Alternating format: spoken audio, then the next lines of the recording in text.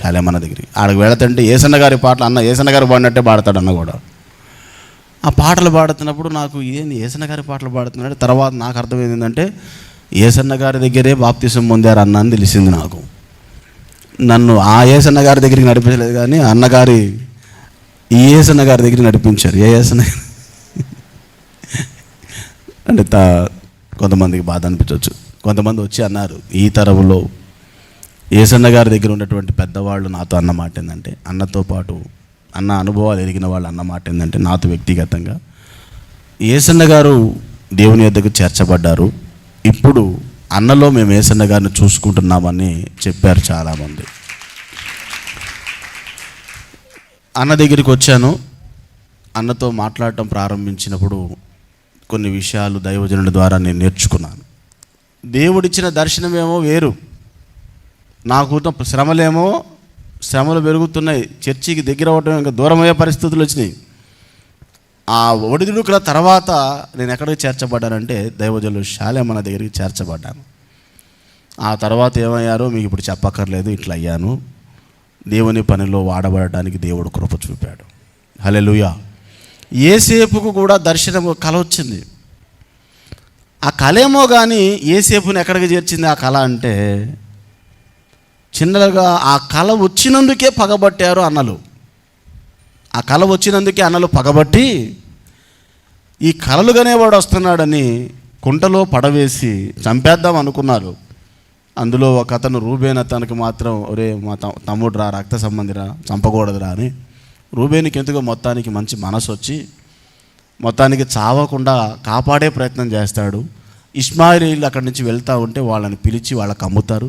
ఇష్మాయిలీలు కొనుక్కొని 20 వెండి నాణాలు కొనుక్కొని పోయి ఐగుప్తులో ఫరో అనే ఈ బానిసలు కొనుక్కొని పోయి, మనం కనుక శనివారం సంత జరిగేది పేటలో, పశువుల మా గేదె 10,000 మా గేదె 10,000 అని పెడతారు. ఎవడికి ఇష్టం ఉంటే వాడు పోయి పాడుకొని తీసుకుని వెళ్ళిపోతారు. అంతేనా? సంతలోకి ఎప్పుడైనా వెళ్ళారా? గేదెలు కొనడానికి కానీ గొర్రెలు కొనడానికి కానీ ఎలా ఉంటుంది? అక్కడ రేటు పెడతారు వాళ్ళు. ఆ రేటు ఇష్టమైతే మనం పోయి కొనుక్కోవటం, అంతే కదా. వాళ్ళ రేటు వాళ్ళు చెప్తారు, ఇంకా తక్కువ వచ్చితే బేరం ఆడుకుంటాం. గేదెని మళ్ళీ మనం ఒక లాక్కొని వెళ్ళిపోతూ ఉంటాం. స్తోత్రం కలుగును గాక. గట్టిగా చెప్పండి అయ్యా. ఇంకొంచెం నెమ్మదిగా చెప్పండి, ఇంకా నెమ్మదిగా చెప్పండి. నెమ్మదిగా చెప్పండి, గట్టిగా చెబుతారా? స్తోత్రం కలుగును గాక. హల్లెలూయా. ఆ గేదెని కొనుక్కొని వెళ్ళినట్టుగా అక్కడ అప్పుడున్నటువంటి పరిస్థితుల్లో ఏ మనిషినైతే కొనుక్కొని పోతారో, డబ్బులు ఇచ్చి ఏ దాసుడిని అయితే కొనుక్కొని పోతారో వాడిని చంపినా కేసు లేదు, ఏం చేసినా కేసు లేదు. పేరుకి మనిషి మనస్సాక్షి మానవత్వం ఉంటుందే కానీ ఆ మనిషి ఒక పశువులాగా వాళ్ళకి వెట్టి చాకిరీ చేయాల్సిందే. ఒక దున్నపోతుని కొనుక్కొని వెళ్ళి చాకిరీ చేయించినట్లుగా, ఒక ఎద్దును కొనుక్కొని వెళ్ళి కొట్టి చాకిరీ చేయించుకున్నట్టుగా బానిస విషయాలు అలా వ్యవహరిస్తారు. మీకు వినబడుతుందా క్లారిటీగానే? అలాంటి పరిస్థితుల్లోకి యేసేపు అమ్మబడ్డాడు. పోతీఫర్ అనే అతను కొనుక్కున్నాడు, ఇంటికి తీసుకెళ్ళాడు. నాకు తెలిసి ఇంటికి తీసుకెళ్ళేటప్పుడు కొనుక్కొని ఇంటికి తీసుకెళ్ళేటప్పుడు ఏం చేస్తారండి? బాగా గణపరుస్తారా? అప్పుడప్పుడు మా చెల్లెళ్ళు ఫోన్ చేస్తారు, కొంతమంది కువైట్లో ఉన్నవాళ్ళు. ఒక్కొక్క చెల్లి ఫోన్ చేసినప్పుడైతే నాకు ఏడుపాగల, అన్న 16 గంటలు పనిచేసినా కూడా మేము అన్నం తినబోయేటప్పుడు మరలా పిలుస్తారన్న, ఆకలితో ఒక ముద్ద నోట్లో పెట్టుకుంటాం మళ్ళీ పిలుస్తారన్న, ఏదమ్మా అది మళ్ళీ ఇది చేయమని పిలుస్తారన్న. ఆ తినే అన్నం కూడా అక్కడ పెట్టి వెళ్ళాలన్నా అంటే నాకు భలే ఏడుపు వచ్చింది. ఎందుకమ్మా అంత పాపం, అంత కష్టపడి పాపం ఇక్కడ పిల్లలకు పంపిస్తే వీళ్ళేమో వాళ్ళ కష్టాన్ని కూడా గుర్తించకుండా ఆ డబ్బులన్నీ నాశనం చేస్తుంటారు. హల్లెలూయా. వాళ్ళంత కష్టపడి దేవుని సేవకు కూడా పంపిస్తారండి. నాకు వాళ్ళని చూసినప్పుడు చాలా ఆశ్చర్యం అనిపిస్తుంది. వాళ్ళ కష్టార్జితం దేవుని కొరకు వాడుతున్నప్పుడు ఓ తల్లి తెలుస్తున్నా, ఆమెకు వచ్చేదే కొద్దిగా, అయ్యా దేవుని కొరకు అని పరిచర్య కొరకు అప్పట్లో పంపించి చెప్పేది, అయ్యా వచ్చాయా చూడయ్యా నాకు తెలియదయ్యా అని. ఎందుకుమా మీరు అంత కష్టపడుతున్నారు, అన్నకు తెలిస్తే బాధపడతాడంటే, చెప్పబాకయ్యా, వచ్చినాయో లేదో కనుక్కొని చెప్పయ్యా చాలు.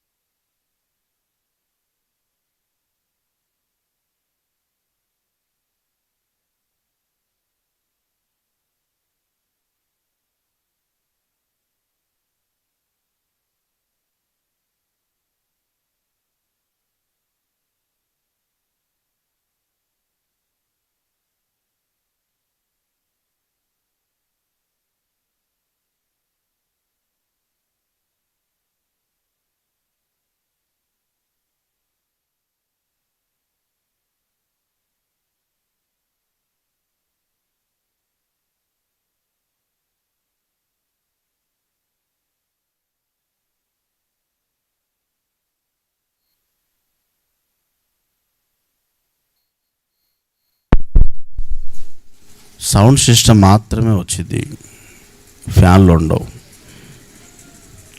ఇప్పుడు మామూలుగా ఉండదు మీకు. హల్లెలూయా, గట్టిగా చెప్దాం అందరం కలిసి.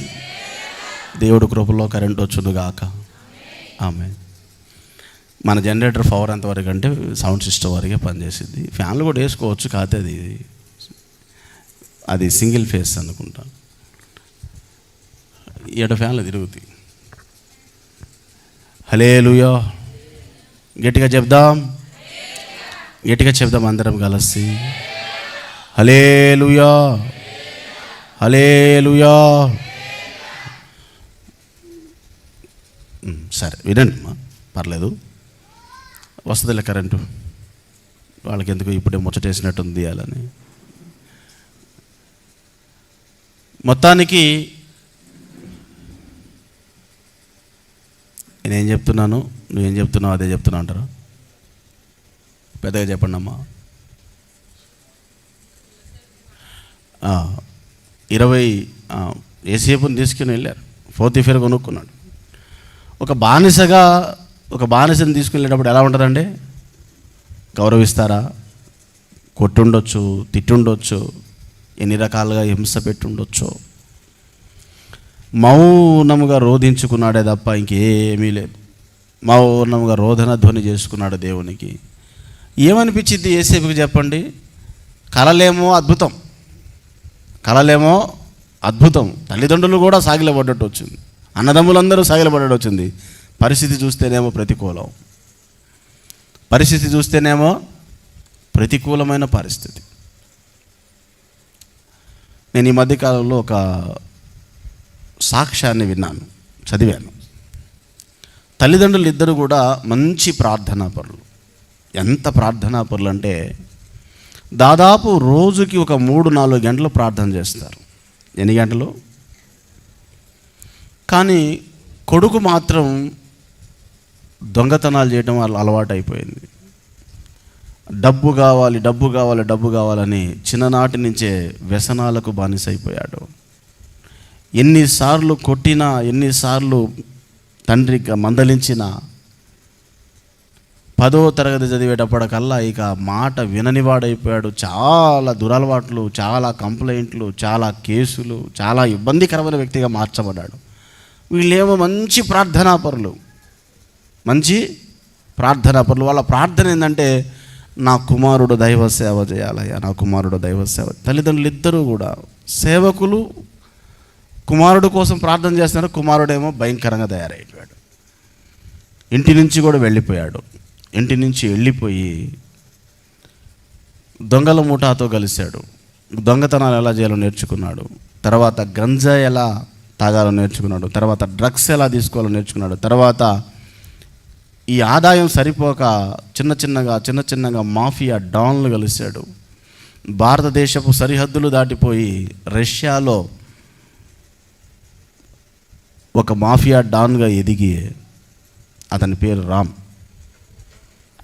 మాఫియా డాన్గా ఎదిగి చాలా భయంకరమైనటువంటి ఘోర 7-8 దేశాలకు కంటకుడుగా మారిపోయిన పెద్ద భయంకరమైన వ్యక్తిగా మారాడు ఈయన. స్మగ్లింగ్ చేయటం అంటే మాదక ద్రవ్యాలు స్మగ్లింగ్ చేయటం, ఎవరు ఎంత పెద్ద మనగాడు అడ్డొచ్చినా కూడా చంపేయటం, దానికి ఎవరు అడ్డుపడ్డా కూడా ఎంతలా మనగాళ్ళు అడ్డుపడ్డా లంచం ఇస్తే తీసుకోవాలా, లేకపోతే చంపి అవతల పడేస్తాడు. పేపర్లలో కూడా, ప్రతి దేశ పేపర్లలో కూడా మెయిన్ హెడ్లైన్లో వచ్చేది ఇతని వల్ల చాలా ప్రమాదం ఉంది, ఇతను చాలా ప్రమాదకరంగా మారాడు అని. చివరికి ఏ స్థాయికి వెళ్ళంటే తానే సొంతగా ఆయుధాలు తయారు చేసుకునే, ప్రతి విధమైన ఆయుధము తానే తయారు చేసి సప్లై చేసి అంత స్థాయికి వెళ్ళాడు. ఎక్కడి నుంచి అంటే గంజాయి అమ్మటం మొదలుకొని, డ్రగ్స్ అమ్మటం మొదలుకొని, ఆయుధాలను తనే సొంతగా తయారు చేసి అమ్మేటువంటి స్థాయికి వెళ్ళాడు. తన దగ్గరికి రాకమునిపే సమాచారాలు ఇచ్చేటువంటి ఒక వ్యవస్థను తయారు చేశాడు. కోట్ల రూపాయలు వచ్చి పడుతున్నాయి.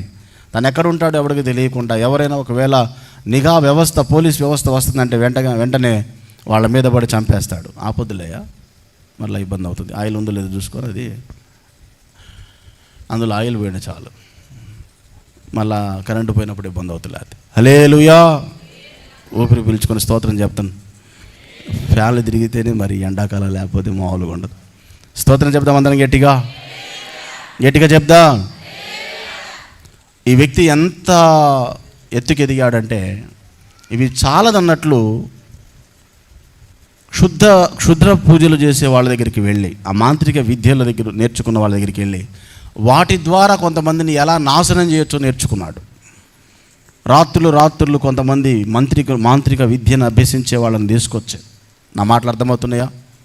స్తోత్రం చెప్తాం అందరం గట్టిగా చెప్తాం అందరం కలిసి. మాంత్రిక విద్యలు అభ్యసించేటువంటి వ్యక్తుల దగ్గరికి వెళ్ళి వాళ్ళని తీసుకొని వచ్చి శత్రువుల మీద మంత్రప్రయోగాలు చేయించి వాళ్ళని ఎలా మట్టు పెట్టాలో ఆ మాంత్రిక విద్యలు కూడా తనే నేర్చుకున్నాడు. క్షుద్ర పూజలు చేయడం నేర్చుకున్నాడు. తల్లిదండ్రులు ఏం ప్రార్థన చేస్తున్నారు? సేవకుడు కావాలని.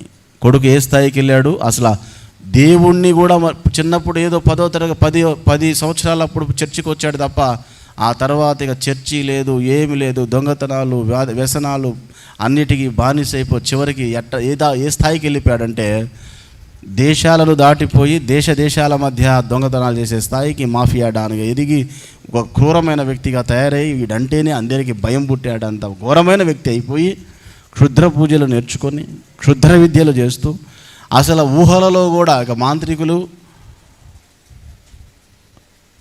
గురించి ఏమని రాయబడి ఉంది? కుక్కలను మాంత్రికులను దోచుకొని వారును వాళ్ళందరూ పరలోక రాజ్యానికి అర్హులు కాదు. తల్లిదండ్రులకు సమాచారం వచ్చింది ఏంటంటే, పేపర్ చూసుకున్నారు, వీడు నా కొడుకే. దేవుని ముందు ఆ పేపర్ పెట్టుకొని ఎలిగెత్తి ఏడ్చారట, దేవా ఏమవ్వాలనుకున్నాం, ఏందయ్యా వీడు ఇలా అయ్యాడు, మా ప్రార్థన నీకు వినబడలేదా, మా మనవి నువ్వు ఆలకించలేదా, కొడుకుని ఇలా చూద్దామని వాడేదో సేవ చేయాలనుకున్నామయ్యా, వీడేందయ్యా జనాన్ని నాశనం చేసేవాడయ్యాడు, జనాల్ని పాడు చేసేవాడయ్యాడు, జనాన్ని నరకానికి తీసుకెళ్లేవాడయ్యాడు, సేవకుడు కాలేదయ్యా, సాతానుకి సేవకుడు అయ్యాడయ్యా అని వాళ్ళ కన్నీరు దేవుని ముందు ఏరులై పారుతూ ఉంది. ఆ బిడ్డ గురించి సమాచారం వచ్చినప్పుడల్లా, ఇప్పుడు మీరు చెప్పండి, ఇప్పుడు ఇలాంటి పరిస్థితుల్లో దేవుడు వాళ్ళతో అంటున్నాడట, నేను ఖచ్చితంగా నీ బిడ్డని సేవకుడిని చేస్తానని. వాళ్ళు అన్నారట, వాడి దగ్గరికి ఒక సేవకుడు వెళ్ళే అవకాశం ఉందాయా? ఒక సేవకుడు వాడి దగ్గరికి వెళ్ళగలడా? వాడి సహవాసాలు ఏంది, వాడి పరిస్థితులు ఏంది, వాడున్న స్థితి ఏంది, వాడి దగ్గరికి సేవకుడు వెళ్తే ఒప్పుకుంటాడు? క్షుద్ర పూజలు చేసేవాడు చంపేయడు. పరిస్థితి అంతా కూడా తల్లిదండ్రులకి ఎట్లా ఉందంటే, ఏడుపు తప్ప మరొకటి లేదు బిడ్డను చూసుకొని. అయితే దేవుడు చెప్తున్నట్ట, నేను సర్వశక్తి గల దేవుడను, నమ్ముట నీ వలనైతే నమ్మువానికి సమస్తము. ఆ మాట వారు విని, ఏమోలే నా దేవుడు చేయగలడు, చచ్చిన లాజరుని లేవనెత్తినవాడు కదా నా దేవుడు, చనిపోయి సమాధి చేయబడిన వాడిని కూడా 3వ దినమున మళ్ళా తిరిగి లేపినవాడు కదా నా దేవుడు, పౌలంతటి వాడిని సౌలంతటి వాడిని పౌలుగా మార్చిన వాడు కదా నా దేవుడు. బైబిల్లో ఉన్నాయి కదా దేవుడు చేసిన గొప్ప కార్యాలు. మార్చగలడులే. ఒక చిన్న మిలుకుమనే ఒక ఆశ తప్ప, రోజు పేపర్లో తమ కొడుకు నుంచి వస్తుంటే ఎక్కడ కనబడితే అక్కడ ముందు మిలిటరీ ఫోర్స్నైనా తీసుకెళ్ళి చంపిపడేయండి అని దేశాలు ఆదేశిస్తూ ఉంటే, కొడుకు బ్రతుకుతాడన్న ఆశ లేదు, మారతాడన్న ఆశ అంతకంతకు అడుగంటికి పోయింది. పరిస్థితులు చాలా ప్రతికూలమైపోయాయి. అయితే తనకేమైందో ఒకరోజు, ఇంత ఉన్నా కూడా ఎన్ని డ్రగ్గులు తీసుకున్నా, ఎన్ని డ్రగ్స్ తీసుకుంటున్నా మొత్తం ఎక్కట్లేదు ఆయనకి. డ్రగ్స్ తీసుకుంటున్నాడు, విచ్చలవిడి వ్యభిచార పాపంలో బ్రతుకుతున్నాడు. కానీ ఒకానొక రోజు వచ్చింది, ఎందుకో మనస్సు నెమ్మది అనిపించలేదు, ఉన్న చోట ఉండాలనిపించలేదు. రహస్యంగా ఒక పెద్ద హోటల్కి వెళ్ళిపోయాడు. 5 స్టార్ హోటల్స్ ఉంటాయి కదా, 7th స్టార్ హోటల్, అలాంటి ఒక హోటల్కి వెళ్ళి ఒక రూమ్ బుక్ చేసుకొని ఒంటరిగా ఉన్నాడు. అక్కడ ఒక దేశంలో ఒంటరిగా 7th స్టార్ హోటల్లో ఉన్నాడు. అక్కడ దైవజనుడు ఒక ఆయన భయంకరమైన వ్యసనాల్లో నుంచి మార్పు చెంది రక్షించబడి నశించిపోతున్న ఆత్మల కొరకు మొరపెడుతున్న ఒక దైవజనుడు దేవుని పాదాల దగ్గర కూర్చొని కన్నీరు గారుస్తూ ఉన్నాడు. దేవా, నీ పాదాల దగ్గరకు వచ్చాను. ఎవరిని? ఇదిగో నాయన పేపర్లో చదివాడంట, ఇదిగో ఇతను రామ్ అంట, ఎవరో ఇతను ఇంత భయంకరంగా ఉన్నాడు, ఇంతమందిని ముఠాని నడిపిస్తున్నాడు, సొంతగా ఆయుధాలు తయారు చేస్తున్నాడు, దేశానికి ప్రమాదకరంగా తను ఎవరు ఎదురు తిరిగినా చంపుతూ ఉన్నాడు, ఓ భయంకరమైన వ్యక్తిగా ఇదిగో పేపర్లో వస్తూ ఉంది నాయన, ఈ వ్యక్తిని మార్చయా అని ప్రార్థన చేస్తూ ఉన్నాడట. తనకి సమీపంగా తను ఉన్నాడన్న సంగతి తనకి తెలియదు. తను ప్రార్థన చేస్తూ ఉంటే పరిశుద్ధాత్మ దేవుడు తనతో మాట్లాడి, పలానా రూమ్లో ఈ వ్యక్తి ఉన్నాడు, వెళ్ళి కలిసి మాట్లాడుపో అంటున్నాడంట. ఇట్లా జరిగిద్దా? బైబిల్ నమ్మని వాళ్ళకైతే, బైబిల్ అంటే తెలియని వాళ్ళకైతే నీకు నమ్మకం ఉండదు. బైబిల్ ఎరిగిన వాళ్ళకైతే, సౌలుకి దర్శనం వచ్చింది, అననీయాతో మాట్లాడుతున్నాడు, అయ్యా వెళ్ళు, సౌలు నేను దర్శించా, నువ్వు వెళ్ళి చేతులు ఉంచడం చూశాడు, పో అని పంపించలా. ఇతను ఎక్కడ చేర్చాడు? ఒక హోటల్ రూమ్ చేర్చాడు. మనశ్శాంతి లేని బ్రతికైపోయింది. ఎందుకు చేరాడో తెలుసా? మొత్తానికి తనలో ఒక కలవరం బయలుదేరింది. నేను ఎంతగా పకడ్బందీగా ప్లాన్లన్నీ వేసిన, ఏదో ఒక రోజు ఏదో ఒక దేశపు నాయకుడు నన్ను పట్టుకొని తీరతాడు, అప్పుడు నేను చస్తాను. ఎవరో చిన్న సమాచారం ఇచ్చారంట, నువ్వు ఖచ్చితంగా నిన్ను పట్టుకొని తీరుతామని. ఆ భయానికి గురైపోయి హోటల్ రూమ్ తీసుకొని అక్కడ సైనైట్ ఉంటుంది కదా, నోట్లో వేసుకుంటే వెంటనే చచ్చిపోయేది, అది తీసుకుని వెళ్ళి హోటల్ రూమ్లో పెట్టుకొని కూర్చున్నాడు. ఆ సంగతి తన వాళ్ళ ఎవరికి తెలియదు. ఆ హోటల్ రూమ్ ఎందుకు తీసుకున్నాడో, అక్కడ ఎందుకు ఉన్నాడో ఎవరికి తెలియదు. మనశ్శాంతి లేదు, చావడానికి సిద్ధపడి వెళ్ళాడో. ఈ దైవజనుడు ప్రార్థన చేస్తాడు, ఈ దైవజనుడితో చెప్తున్నాడు. ఆ దైవజనుడి పేరు అగస్టిన్. 22 సంవత్సరాలు ఉంటాయి ఆ దైవజనుడికి. యవ్వనస్తుడు, లోకంలో నుంచి మార్పు చెంది దేవుని పాదాలు పడిన ఆ దైవజనుడితో మాట్లాడుతుంటే సరాసరి ఆ హోటల్ రూమ్కి వెళ్ళిపోయి తలుపు తట్టాడు. తలుపు తీస్తే ఉంది, వైట్ అండ్ వైట్ షర్ట్ వేసుకొని ఉన్నాడు. ఆఫీసర్ ఏం కాదు, చేతిలో బైబిల్ ఉంది. తనకు తెలుసు తన తల్లిదండ్రులు ప్రార్థనా పరులు, తన తల్లిదండ్రులు ప్రార్థనా పరులు. చిన్నప్పుడు బైబిల్ అంటే ఏందో తెలుసు, అన్నీ తెలుసు. ఇప్పుడు క్షుద్ర పూజలు, భయంకరమైన వ్యక్తిగా ఇప్పుడు మారాడు. కానీ అతన్ని చూస్తే ఇతనికి ఎందుకో లోపలికి పిలవాలనిపించింది. వాళ్ళ దగ్గర ఎప్పుడు కూడా AK-47 గన్నులు ఉంటాయి. ముందుగానే గన్ను చేతిలో పట్టుకొని డోర్ తీస్తారు. గన్ను చేతిలో పట్టుకొని డోర్ తీశాడు, చూశాడు, వైట్ అండ్ వైట్. ఎందుకు వచ్చావన్నాడు. నిన్ను కలవడానికి వచ్చానన్నాడు. నాతో ఏం పని, నన్ను ఎప్పుడైనా చూసాంటే, నేను నీకు తెలియదు కానీ నువ్వు నాకు తెలుసులే అన్నాడంట. సరే ఎలా, ఏంటి డీల్, నీకు నాకు ఏంటి డీల్, దేనికోసం వచ్చా, నీకేం కావాలి అన్నాడంట. నాకేం అవసరం లేదు కానీ నీతో మాట్లాడమని నా దేవుడు పంపించాడు, అందుకు వచ్చానన్నాడు. వాస్తవంగా నేను నీ దగ్గరికి వెళ్ళేటప్పుడు భయపడ్డాను, దేవుణ్ణి అడిగాను, భయంకరమైన వ్యక్తిని ఆయన ఎంతోమందిని చంపాడు, నా ప్రాణం లెక్క వాడికి, నన్ను ఎందుకు పంపుతున్నావంటే నీ ప్రాణం తీయడు, నువ్వు అతన్ని రక్షిస్తావు, పో అని పంపించాడు. నేను ఇక్కడ రావడానికి ముఖ్య కారణం, సూటిగా చెప్తాను, నువ్వు ఇక్కడ ఎందుకున్నావో నాకు తెలియదు, కానీ నా దేవుడు చెప్తున్నాడు, నువ్వు చావడానికి ఇక్కడ వచ్చావని, సైనైడ్ తీసుకుని చచ్చిపోదామని వచ్చావని నా దేవుడు నాతో మాట్లాడాడు, కాబట్టి నీకు చెప్పడానికి వచ్చాను. నువ్వు చావద్దని నా దేవుడు చెప్తున్నాడు. నువ్వు నా దేవుడికి లోబడితే నేను గొప్ప సేవకునిగా నా దేవుడు వాడుకుంటానని చెప్పమన్నాడు. ఆల్రెడీ ఆడికి అతనికి బిత్తరపోయాడు. ఏంటంటే సైనైడ్ తెచ్చుకుని రెండో కంటోడికి కూడా తెలియదు. సైనైడ్ నీ దగ్గర ఉంది, చావడానికి తెచ్చుకున్నావని చెప్తుంటే చెమటలు పడుతున్నాయి అతనికి. నేను క్షుద్ర పూజలు చేశా, అప్పుడు బట్ల చెమట్లో. మాంత్రిక విద్యలు తెలుసు, అప్పుడు బట్ల చెమట్లు. ఇతను అడుగుపెట్టిన మొదలుకొని తనకి చెమట్లు పడుతున్నాయి. తన హృదయంలో తెలియని ఒక భయం, తనలో నివసిస్తున్న ఆ దురాత్మలు అన్నీ కూడా వణుకుతున్నాయి. ఒక మాట అన్నాడు, నిన్ను ప్రేరేపిస్తున్న, మరణానికి ప్రేరేపిస్తున్న ఈ యొక్క దురాత్మను నేను ప్రార్థన చేసి పారదోలడానికి అవకాశం ఇస్తావా? నీ మీద చేతులు ఉంచడానికి అవకాశం ఇస్తావా? ఆ యవ్వన దైవజనుడు ఒక మాఫియా డాన్తో ఇంత ధైర్యంగా మాట్లాడుతున్నాడు. చేతులు ఉంచే అవకాశం ఇస్తావా?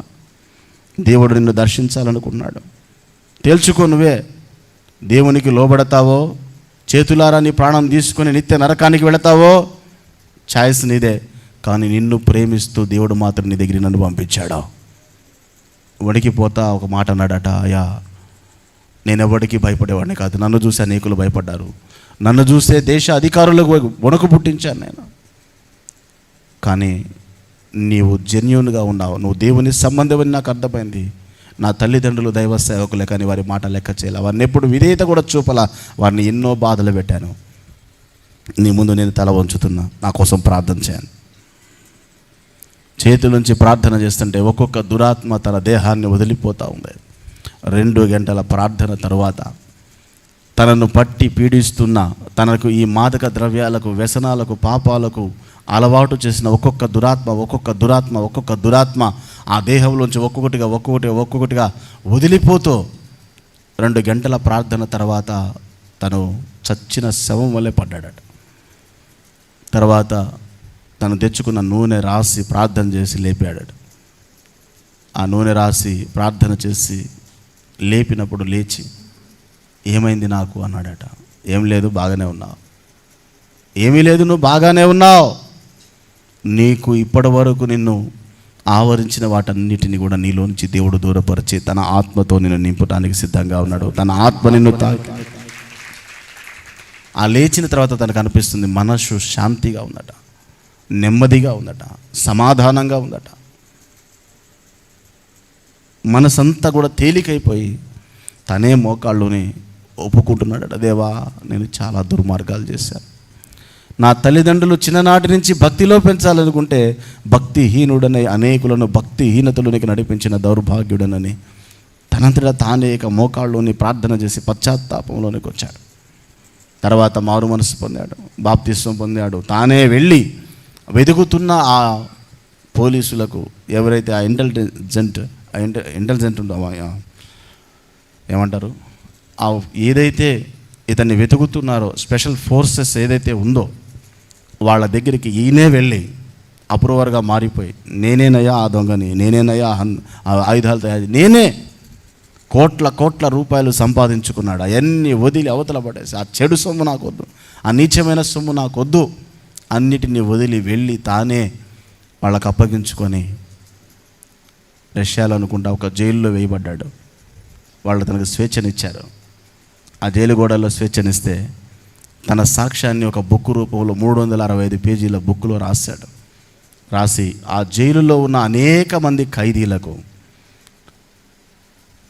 7th స్టార్ 5 స్టార్ హోటళ్ళలో తులదూగే ఈ వ్యక్తి, ఎప్పుడు మద్యపు మత్తులో ఉండే ఈ వ్యక్తి, పాపపు మత్తులో ఉండే వ్యక్తి ఒక దైవజనుడు వెళ్ళి దర్శించిన తర్వాత మారు మనస్సు పొంది బాప్తిస్మం పొంది జైలు గోడల్లో కూడా వెళ్ళడానికి, ఆ జైలు గోడల్లో కనీసం కింద పడుకోవడానికి ఎప్పుడు ఇష్టపడని వ్యక్తి ఆ జైలు గోడల్లోకి వెళ్ళి కింద నిద్రపోవడానికి కూడా ఇష్టపడి, వాళ్ళు అంటున్నారట, మరి ఇంత సుఖ సంపదలు అనుభవించిన నువ్వు ఎందుకు వచ్చావంటే, లేదు నేను యథార్థంగా నాకు నేనే అప్పగించుకొని వచ్చాను, ఆ జీవితంలో నాకు తృప్తి లేదు, ఈ జీవితంలో తృప్తి ఉంది, ఇప్పుడు నేను నమ్మకంగా బ్రతుకుతున్నాను, పాపాన్ని వదిలేశాను, పరిశుద్ధంగా బ్రతుకుతున్నాను అని అక్కడున్న జైలు గోడల్లో ఉన్నటువంటి ఖైదీలకు తన గురించిన సువార్త, తన గురించిన సాక్ష్యం చెప్తా ఉంటే కొన్ని వందల మంది ఖైదీలు మారు మనసు పొంది రక్షించబడ్డారు. వందల మంది ఆ జైలర్స్ వచ్చి, అయ్యా నీ గురించి మేము విన్నది ఘోరమైనది, కానీ నువ్వు ఇంత మంచివాడవా అన్నది మాకు అర్థం కావట్లేదు, నిన్ను జైల్లో ఉంచడం న్యాయం కాదనిపిస్తుంది. నిన్ను విన్నదేమో హంతకుడిగా, నిన్ను విన్నదేమో ఒక మాఫియా డాన్గా, నిన్ను విన్నదేమో అనేక మందిని హత్య చేసిన వాడిగా, అనేక దేశాల్లో వణికించిన వాడిగా విన్నావు. నువ్వేంటయ్యా క్రీస్తుని తప్ప మరొకటి ఎరగకుండా ఉన్నావు మా మధ్యలో. ఎప్పుడు లేచినా బైబిల్ చదువుకోవడం, ప్రార్థన చేసుకోవడం, నీ దగ్గర కూర్చుని వారికి సువార్త చెప్పడం, ఇంత సామాన్యంగా ఎలా బ్రతుకుతున్నావు? అలా ఆ బ్రతుకు వేరు, ఈ బ్రతుకు వేరు. ఆ సమాచారం తల్లిదండ్రుల దగ్గరికి వెళ్ళింది. కష్టపడి కొడుకు దగ్గరికి వెళ్ళారు. ఎందుకో తెలుసా? వాళ్ళు ప్రార్థన చేసింది ఏంది? సేవకుడు కావాలని. ఏమయ్యాడు? అవగోడని అయ్యాడు. కానీ ఇప్పుడు ఏమయ్యాడు?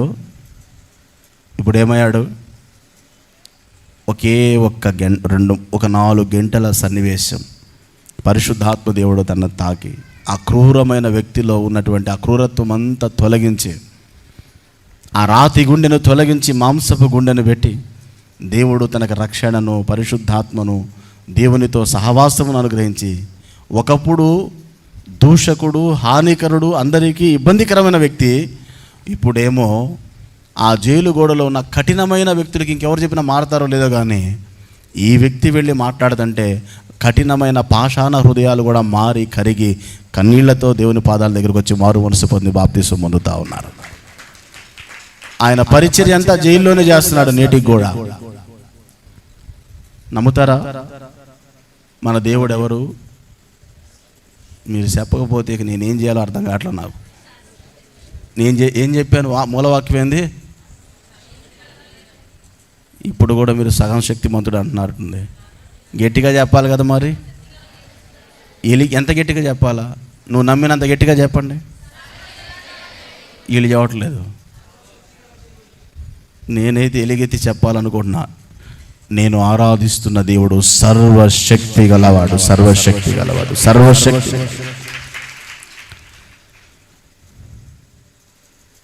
శూన్యములో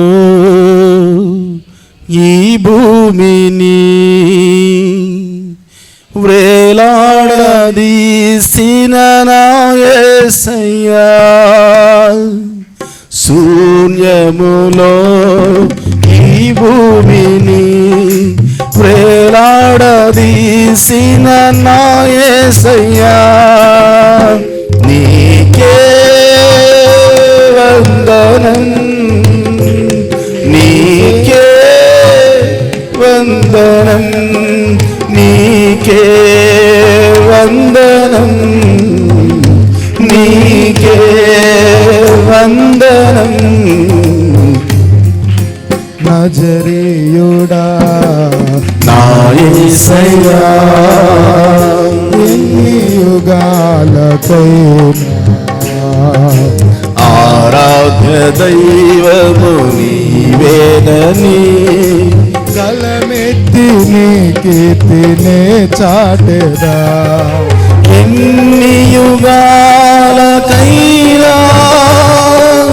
ఎన్ని యుగాలకైనా ఆరాధ్య దైవము నీవేనని, ఆరాధ్య దైవము నీవేనని గళమెత్తి నీ కీర్తి చాటెదా. కొంచెం నోరు తెరిచి పాడదామా? దైవము నీవేనని, ఆరాధ్య దైవము నీవేనని. పాడండి గట్టిగా. ఎన్ని యుగాలకైనా, ఎన్ని యుగాలకైనా, ఎన్ని యుగాలకైనా, ఎన్ని యుగాలకైనా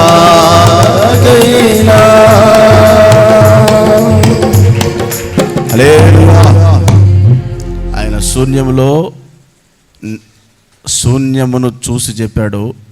ఆ శూన్యాన్ని చూసి ఆ శూన్యమును కూడా సుందర సృష్టిగా మార్చగల శక్తి గలవాడు మన దేవుడు. దేవుని యొద్దకు వచ్చిన నీలో ఉండాల్సిన విశ్వాసం ఏందో చెప్పనా? నీ కళ్ళ ముందున్న దాన్ని చూసి దేవుడి శక్తిని అంచనా వేయకు. ప్రతికూలమైన పరిస్థితుల మధ్యలో నీ ఉండి కూడా ఆ ప్రతికూలమైన పరిస్థితులలో నుంచి దేవుడు చేయబోతున్న బలమైన కార్యాన్ని నువ్వు చూడాలా. అందుకే పరిశుద్ధ బైబిల్ గ్రంథంలో మృతతుల్యమైన గర్భముతో ఉన్నటువంటి శారాతో దేవుడు మాట్లాడుతున్నాడు, అబ్రహాముతో మాట్లాడుతున్నాడు. ఏమని? వైద్యుల దగ్గరికి వెళ్తారు మనోళ్ళు, భార్యాభర్తలు ఇద్దరికి టెస్ట్ చేస్తారు. మొత్తం టెస్టులన్నీ తీసుకొచ్చి ముందేసి చెబుతారు, నీకు జీవితంలో పిల్లలు పుట్టరు పోండి అని. చిలకలూరుపేటలో ఒక భార్యాభర్తలు హాస్పిటల్కి వెళ్ళి చెకప్ చేసుకుంటే మీకు పిల్లలు పుట్టడం కాదు, అసలు మీరిద్దరూ కూడా అసలు భార్యాభర్తలుగానే పనికిరారని చెప్పారు. ఎందుకంటే మీరిద్దరూ కూడా మేము పరిశీలించిన దాన్ని బట్టి నీ బ్లడ్ ఆయన బ్లడ్ చాలా, మీ ఇద్దరూ జీవించటం వల్ల మీకు లేనిపోని రోగాలు వస్తాయి, మీరు అసలు భార్యాభర్తలుగానే పనికిరారని చెప్పారు. ఆ సోదరి మంచి ప్రార్థనాపరురాలు, వాళ్ళు చెప్పినవి ఏవి కూడా చెవులో లోపలికి తీసుకోవాలా. ఆ రిపోర్ట్లన్నీ చెత్తబొట్లు ఇసిరి పడేసి వాళ్ళు చెప్పారయ్యా నాకొద్దు, నువ్వేం చెప్తావో చెప్పు అని దేవుడి దగ్గర కూర్చుంటే దేవుడు ఇచ్చాడంట ఒక వాగ్దానం, భయపడకు, నీ జనులు అన్యజనులు, నువ్వు నమ్మిన దేవుడు, ఆ సోదరికి తల్లిదండ్రులు లేరు, భయపడకమ్మా, నేను నిశ్చయంగా నీ ఒడిలో ఒక బిడ్డను ఉంచబోతున్నాను. కొద్ది దినాల తర్వాత ఆ మాట దేవుడు పలికినప్పుడు ఆమె విని విశ్వసించింది. డాక్టర్లు ఏ రిపోర్ట్స్ అయితే ఇచ్చారో డాక్టర్లు, ఆ రిపోర్ట్స్ ఇచ్చిన డాక్టర్ల దగ్గర ఆమె చూపించుకోవడానికి వెళ్ళి ప్రెగ్నెన్సీగా వెళ్ళినప్పుడు వాళ్ళు మరలా టెస్టులను చేసి ఇది అసాధ్యమమ్మా అన్నారు. ఏదండి అంది, మీ భార్యాభర్తలకు పిల్లలు పుట్టడం అసాధ్యం, మీ భార్యాభర్తలకు పుట్టడం ఆశ్చర్యంగా ఉంది, ఇది మా వైద్య రంగంలోనే ఇది అసాధ్యమైనది, నువ్వు నమ్మిన నీ దేవుడు చేసింది తప్ప మేం చేసింది ఏం కాదు, ఆయనకి సాధ్యమేదైనా. ఈరోజు ఓసారి మా చర్చిలోకి లలిత హాస్పిటల్, సూపర్ స్పెషాలిటీ హాస్పిటల్లో గుంటూరులో చూయించుకొని 3 వాల్స్ బ్లాక్ అయిపోయినాయి, ఇంకొక వాల్ ఉంది అది కూడా బ్లాక్ అయిపోయింది. ఈ వ్యక్తి అసలు ఆపరేషన్ ఓపెన్ సర్జరీ చేయటానికి కూడా పనికిరాడు, ఏదైనా ఆహారం ఉంటే పెట్టడానికి ఎంతకాలం, 1 గంట 2 గంటలు మహా అయితే ఒకవేళ బ్రతికితే, ఎప్పుడు మరలా స్ట్రోక్ వస్తే అప్పుడు చచ్చిపోతాడు, ఇతడు గ్యారంటీ లేని వ్యక్తి, తీసుకుని వెళ్ళిపోండి అంటే ఇంటికాడోళ్ళు టెంట్ వేయాలని అడిగారంట. ఆ సోదరి నాకు చెప్పింది, కారు మాట్లాడుకొని వెళ్తూ ఉన్నప్పుడు కిందకు వస్తే ఆ హాస్పిటల్ కాడ ఒక సోదరి చెప్పిందంట, అమ్మ ఏందమ్మా ఏడుస్తున్నావంటే, నా భర్తకి వైద్యం కూడా చేయడానికి అవకాశం లేదట, ఇంటికి తీసుకువెళ్ళమని డాక్టర్లు చెప్పారు, నాకున్న ఆస్తి మొత్తం అమ్మి పెడతానన్నా కూడా సెట్ కాదమ్మా అని చెప్పారు.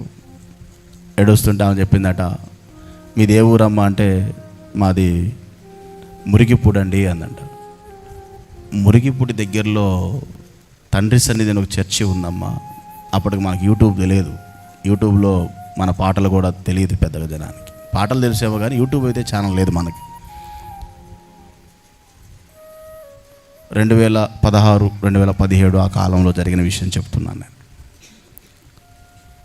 అమ్మా నువ్వు వెళ్ళే త్రోవలో ఎటుకూడి డిసైడ్ అయిపోయి వెళ్తున్నారు కదా చచ్చిపోతాడని, తండ్రి సన్నిధి చర్చ ఉంది, అక్కడ ఎవరినైనా రాణిస్తారు, అక్కడికి వెళ్ళి దైవజనుడు మీకు అందుబాటులో ఉంటే ప్రార్థన చేయించుకొని వెళ్ళండి అమ్మా అంటే, ఇంటికి తీసుకెళ్ళాలి అంటే చచ్చిపోతాడు తీసుకుని వెళ్ళండి ఇంటికి అంటే, ఆయన మాట్లాడుతున్నాడు, లెగవలేని పరిస్థితి, కూర్చోలేని పరిస్థితి, చాలా ఇబ్బందికరంగా ఉన్నాడు. తీసుకొని చర్చిలో తీసుకొచ్చి, ఆ సోదరి పాపం చర్చిలో ఎవరుంటారో ఏమో తెలియదు కదా, ఎవరిని అడగాలో కూడా తెలియదు, ఆ కారు తీసుకొచ్చి ఆ భర్తని మోసుకొని వచ్చి చర్చిలో పనుకోబెట్టి ఏడుస్తా కూర్చుంటే నేను దగ్గరికి వెళ్ళాను, ఏందమ్మా అంటే ఆమె బాధ అంతా చెప్పింది. అన్న ఇది పరిస్థితి, ఇంటికాడోళ్ళు చచ్చిపోతే ఎప్పుడు తీసుకొస్తారని చూస్తూ ఉన్నారన్న. మా ఆయన పరిస్థితి అన్న, నాకు పిల్లలు ఉన్నారు, పెళ్ళిడికి వచ్చిన పిల్లలు ఉన్నారు, ఆడపిల్ల ఒక్కదానికి పెళ్లి చేశాను, నా పరిస్థితి అన్న అని బాధపడతా, ఇబ్బంది పడతా, ఏడుస్తా ఉంది.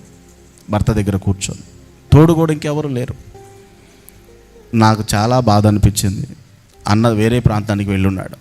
అమ్మ నువ్వు నమ్మితే ప్రార్థన చేస్తా, దైవజనుడు రాగానే నేను ప్రార్థన చేయిస్తాను అన్నకు చెప్పించి అని అక్కడ ఉన్న మేమందరము సేవకులు ఎవరున్నామో నూనె రాసి ప్రార్థన చేశాం. అన్న వచ్చేటప్పటికి పొనుకొని లెగవలేని ఆయన మధ్యాహ్నం ఒక 2-3 గంటల తర్వాత లేచి కూర్చోగలిగాడు. తర్వాత లేచి నడవగలుగుతున్నాడు. ఆమెకు ఒక ఆలోచన వచ్చింది, ఏదో జరుగుతుంది ఇక్కడ, ఇంటికి తీసుకెళ్ళకూడదు, ఇక్కడే ఉంచాలా. ఇంటికి తీసుకెళ్తే ఏమనుకుంటారు వాళ్ళు, ఎప్పుడు చచ్చిపోతాడో, ఏవి కబురినాలో ఫోన్ చేసేవాళ్ళ ఏం చెబుతారు, ఆమెకు ఫోన్ చేసేవాళ్ళ ఎక్కడి దాకా వచ్చారమ్మా, మాట్లాడుతున్నాడా, ఎలా ఉంది అంటే ఇల్లేంది ఇంకా పోలేదా అన్నట్టు ఈ ఫోన్లో. అన్న వచ్చాడు. అన్న కాసేపు కూర్చున్నారు. ఆ చెల్లి కన్నీరు చూశాడు. ఆ బ్రదర్తో ఒక మాట చెప్పాడు, అయ్యా నీ గుండె చెడిపోయిందని నమ్ముతున్నావా, బాగుపడుతుందని నమ్ముతున్నావా? యేసు ప్రభు చచ్చిన వారిని లేవనెత్తాడు. ఇదిగో ఆయన దగ్గరికి వచ్చిన వారిని ఎవరిని కూడా ఆయన దాటిపోలేదు. నువ్వు నమ్మితే నీ గుండె పాడైపోయిందని దిగులు పెట్టుకో, బాధపడబా. అన్ని 3 వాళ్ళు బ్లాక్ అయిపోయి ఇంకొక వాల్ ఉంది, అది కూడా బ్లాక్ అయిపోతే చచ్చిపోతాను ఆలోచన పెట్టుకోబాగు. నేను దేవుని సన్నిధిలో చెప్తున్నానయ్యా, దేవుడు నిన్ను బలపరుస్తాడు, ఆరోగ్యవంతుడు చేస్తాడు, నీకు శక్తినిస్తాడు. నువ్వు విశ్వాసం ఉంచి నువ్వేం చేస్తావు అని అడిగాడు. పొలం పని చేస్తాను, మరలా నువ్వు వెళ్ళి ట్రాక్టర్ దున్నుతున్నావు అని విశ్వాసంతో చూడు. నువ్వు మరలా నీ పని నువ్వు చేస్తున్నావని చూడు. పరిస్థితి ఏంది, వాల్స్ అన్ని బ్లాక్ అయిపోయి చచ్చిపోయే పరిస్థితి. దైవజనుడు చెప్పాడంటే విశ్వాసంతో చూడయా, నేను ప్రార్థన చేస్తాను నీ కొరకని ప్రార్థన చేశాడు. నీకు ధైర్యం ఉంటే వెళ్ళి ఇంటికి, లేకపోతే ఇక్కడే ఉండరు. నీకు ధైర్యం వచ్చింది నాకు ఉండి వెళ్ళి అన్నాడు. ఒక రోజు గడిచింది. 1 వారము దినాలు సన్నిధిలో ఉన్నారు. వారం దినాల తర్వాత ఆయన మామూలు వ్యక్తి అయిపోయాడు. గుండె నొప్పి లేదు, ఏమి లేదు, శుభ్రంగా తింటున్నాడు, తిరుగుతున్నాడు. చెకప్లకు వెళ్తే వాళ్ళు ఏమంటారో, ఎట్ట బతుకున్నామంటారు, లేనిపోయింది. ఉన్నోడు కూడా కొంచెం నీరసం చేస్తాడు. ఇంటికి వెళ్ళాడు. ఒక 2-3 వారాలు అయిన తర్వాత తన శక్తిని తాను పరిశీలించుకోవడానికి దైవజనుడు చెప్పాడు కదా, నువ్వేం పని చేస్తావు చేసుకోపో అని. ట్రాక్టర్ ఎక్కితే ఎలా ఉంటుందో చూసుకున్నాడు. వెళ్ళాడు, పొద్దున్నే ట్రాక్టర్ తీశాడు, పొలం వెళ్ళాడు, తన పొలం అంతా దున్నుకొని మళ్ళా క్షేమంగా ఇంటికి వచ్చాడు. వారం సన్నిలో కనపడతా ఉంటాడు. ఎలా ఉందా అంటా నేను, ఏమైందన్నా, నాకు బాగానే ఉన్నాను అంటాడు. ఆ తర్వాత దేవుడి కృపలో తాను తన భార్య ఇద్దరు రక్షించబడ్డారు.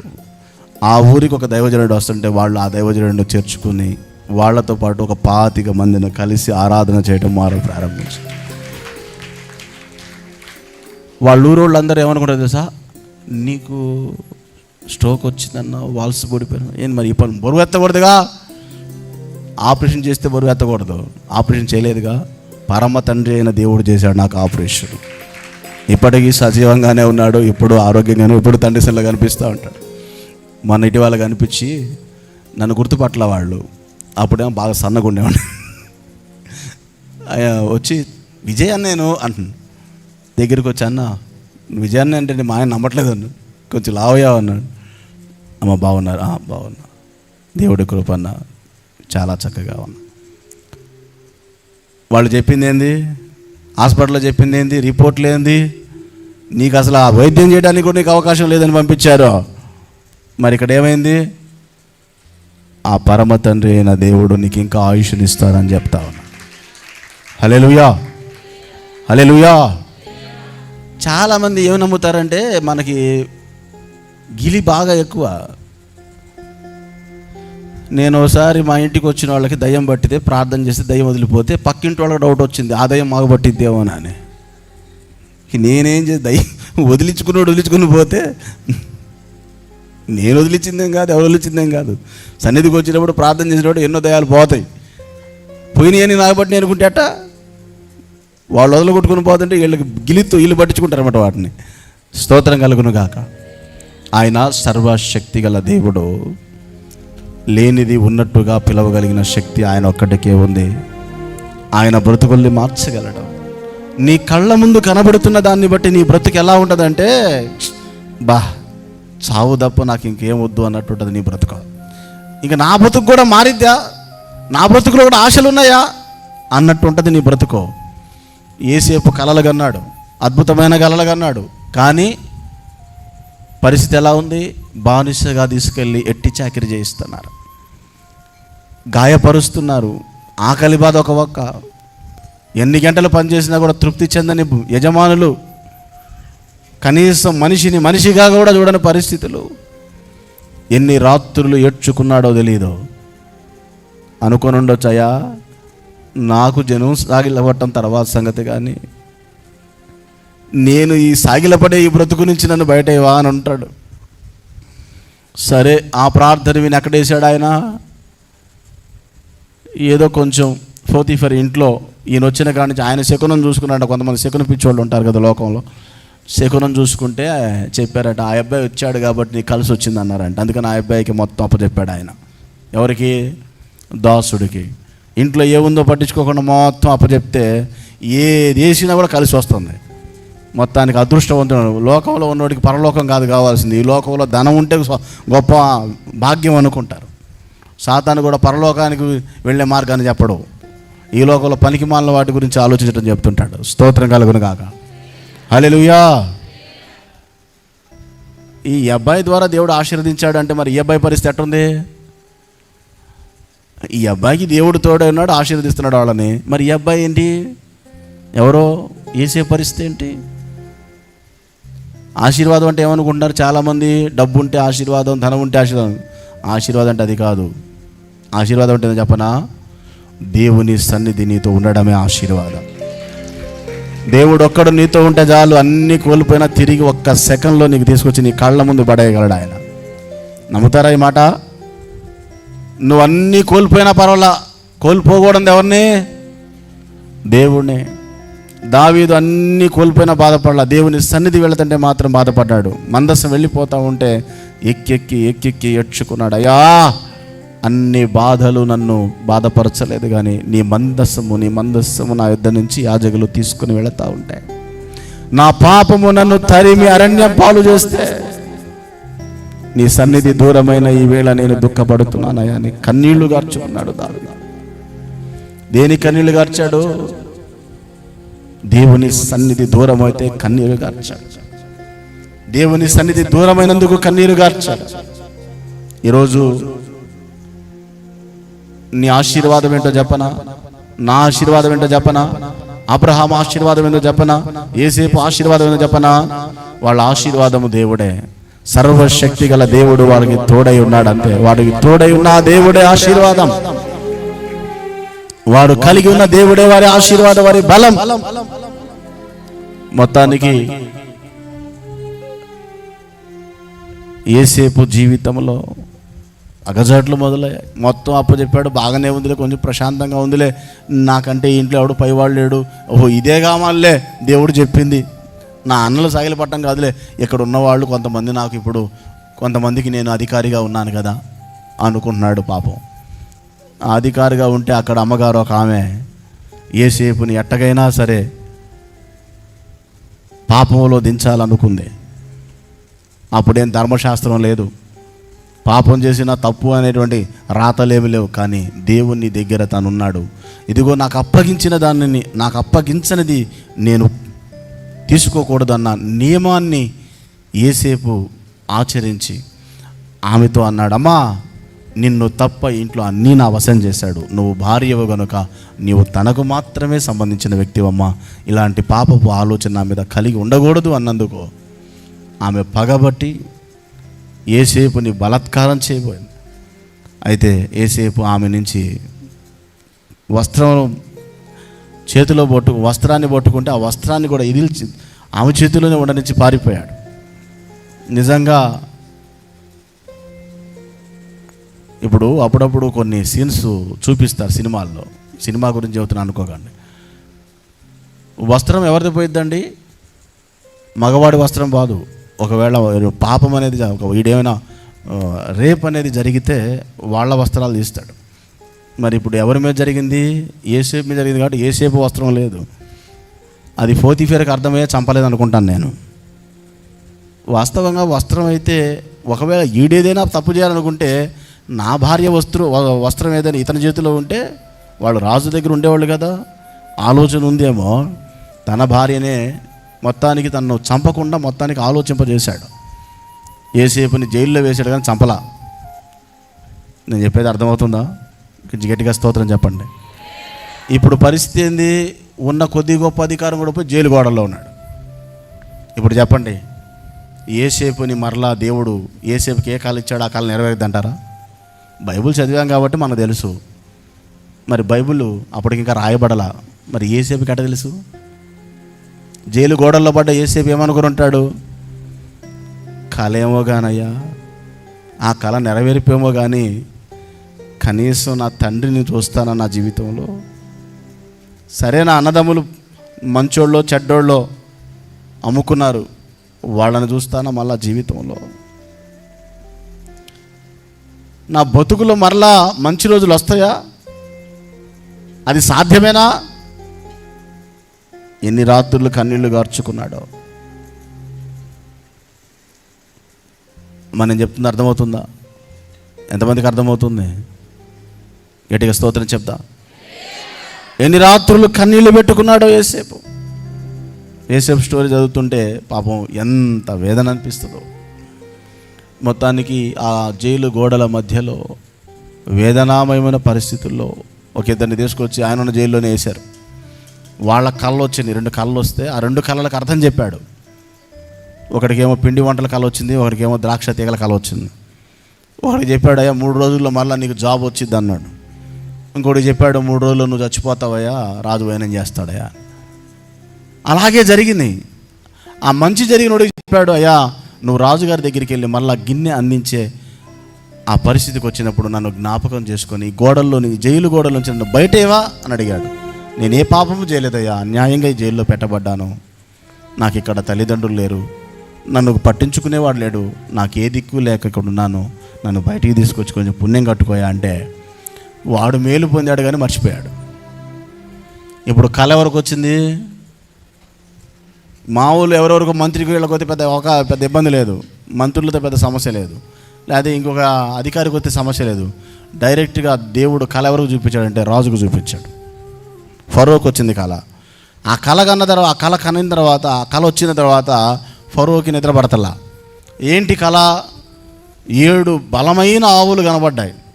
పుష్టిగా ఉన్న ఐగుప్తు దేశంలో అంత పుష్టిగా కనబడలే. ఇప్పుడు 7 బలహీనమైన ఆవులు కనబడ్డాయి. ఆ బలహీనమైన ఆవులు ఈ బలమైన ఆవుల్ని మింగితే ఇంకా బలహీనంగానే ఉన్నాయి. ఏంది కళ విచిత్రంగా ఉంది అనిపించింది ఫరోకి. పుష్టిగా ఉన్న వెన్నుల 7 కనబడ్డాయి, పీల వెన్నులు 7 కనబడ్డాయి. ఈ పీల వెన్నులు ఆ పుష్టిగల వెన్నులు మింగేస్తే ఇంకా పీలగానే ఉన్నాయి.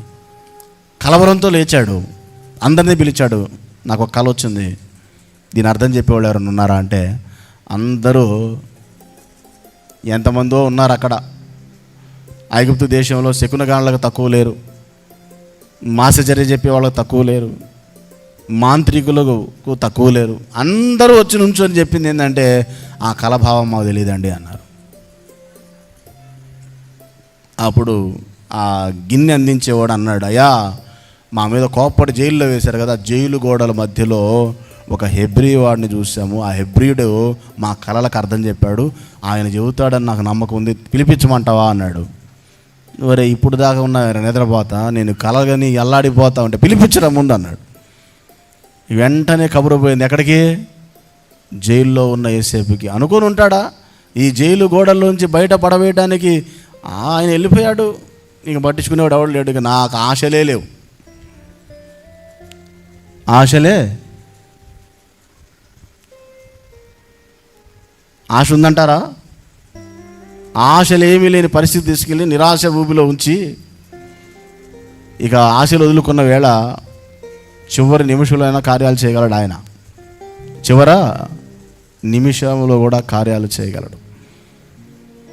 మొత్తానికి ఆ స్థితిలో ఉన్న వేళ ఆశగా ఎవరు నన్ను పిలవరు, నన్ను ఎవరు పట్టించుకోరన్న వేళ రాజు కలగంట వల్ల ఆ కళకు అర్థం చేయడానికి జైలు గోడల్లోంచి బయటికి తీసుకురాబడ్డాడు. మంచి వస్త్రాలు దొరికాడు. రాజుగారి దగ్గరికి వెళ్ళాలి కదా, శుభ్రంగా గెడ్డము షొగరము మొత్తం చేయించి శుభ్రంగా మంచి వస్త్రాలు తొడిగించి పెళ్లి కొడుకులాగా రెడీ చేసి రాజుగారి దగ్గర తీసుకెళ్తుంటే అప్పుడు అనిపించుండొచ్చు యోసేపుకి, దేవుడు నాకేమైనా మంచి రోజులు తీసుకొస్తున్నాడా? హల్లెలూయా. గట్టిగా చెప్దామా? అందరం కలుస్తామా? నిద్రపోయేళ్ళు ఒకసారి చెప్పండి. మంచిది. మేలుకొనే ఉన్నారు. మేలుకొని ఉన్నవాళ్ళు చెప్పండి. కొంచెం గట్టిగా చెప్పండి అయ్యా. సంతోషం. మొత్తానికి ఆ యోసేపుని అక్కడి నుంచి తీసుకొని వచ్చి రాజు ముందు నించోబెడితే కలజపత్రం ఇచ్చే విధంగా ఆ కళ విని చెప్పాడు, అయ్యా ఏమి లేదు, నీకు వచ్చిన కళ ఏంటంటే రాజా, రెండు కళలు ఒక్కటే, దాని భావం కూడా ఒకటే. ఏం లేదు, ఈరోజు ఇప్పుడు పండబోయేటువంటి పంటలు 7 సంవత్సరాలు. ఎన్ని సంవత్సరాలు? 7 సంవత్సరాలు కూడా సమృద్ధి అయిన పంట. ఇంతకుముందు ఎప్పుడు ఐగుప్తులో చూసుండరు అంత అద్భుతమైన పంట. సీమోను ఎక్కడికి వెళ్తున్నావు? రా. హల్లెలూయా. గట్టిగా చెప్దాం. ఇంకోసారి గట్టిగా చెప్దామా? సమృద్ధి అయిన పంట పండింది. తర్వాత 7 సంవత్సరాలు కరువు వస్తుంది. అసలు పంట పండని సంవత్సరాలు వస్తాయి. అప్పుడు ఈ సమృద్ధి కనపడదండి. మీరు ఏం చేయాలంటే రాజుగారు, ఈ 7 సంవత్సరాలు పండిన పంటను మీ రాజ్యంలో తెలివిగల వాళ్ళు ఎవరైనా ఉంటే దీన్ని భద్రపరిచి రాబోతున్న 7 సంవత్సరాలకి ఇది ఉపయోగపడేట్టుగా మీరు చేసుకోగలిగితే మీరు మీ రాజ్యము క్షేమంగా ఉంటుంది. కాబట్టి జరగబోతున్న దానిని దేవుడు మీకు ముందుగా బయలుపరిచి మీ క్షేమం కొరకు తెలియపరిచాడండి అని ఆ కళాభావాన్ని వివరించి చెప్పాడు రాజుగారికి. రాజుగారు కుర్చీలో ఉన్న ఆయన పైకి లేచి చప్పట్లు కొడతాం మొదలుపెట్టాడు. బలా బలా బలా బలా బలా అని అందరూ చప్పట్లు కొట్టారు. అయిపోయింది. ఇప్పుడు ఏంది ప్రశ్న? ఈ కరువులో 7 సంవత్సరాలు కలజవడమే మా వాళ్ళకి జాతకాల. ఇప్పుడు ఎదురున్న ఆయన ఎవరు? హెబ్రీయుడు. హెబ్రీయులు అంటే ఐగుప్తులకి అసహ్యం.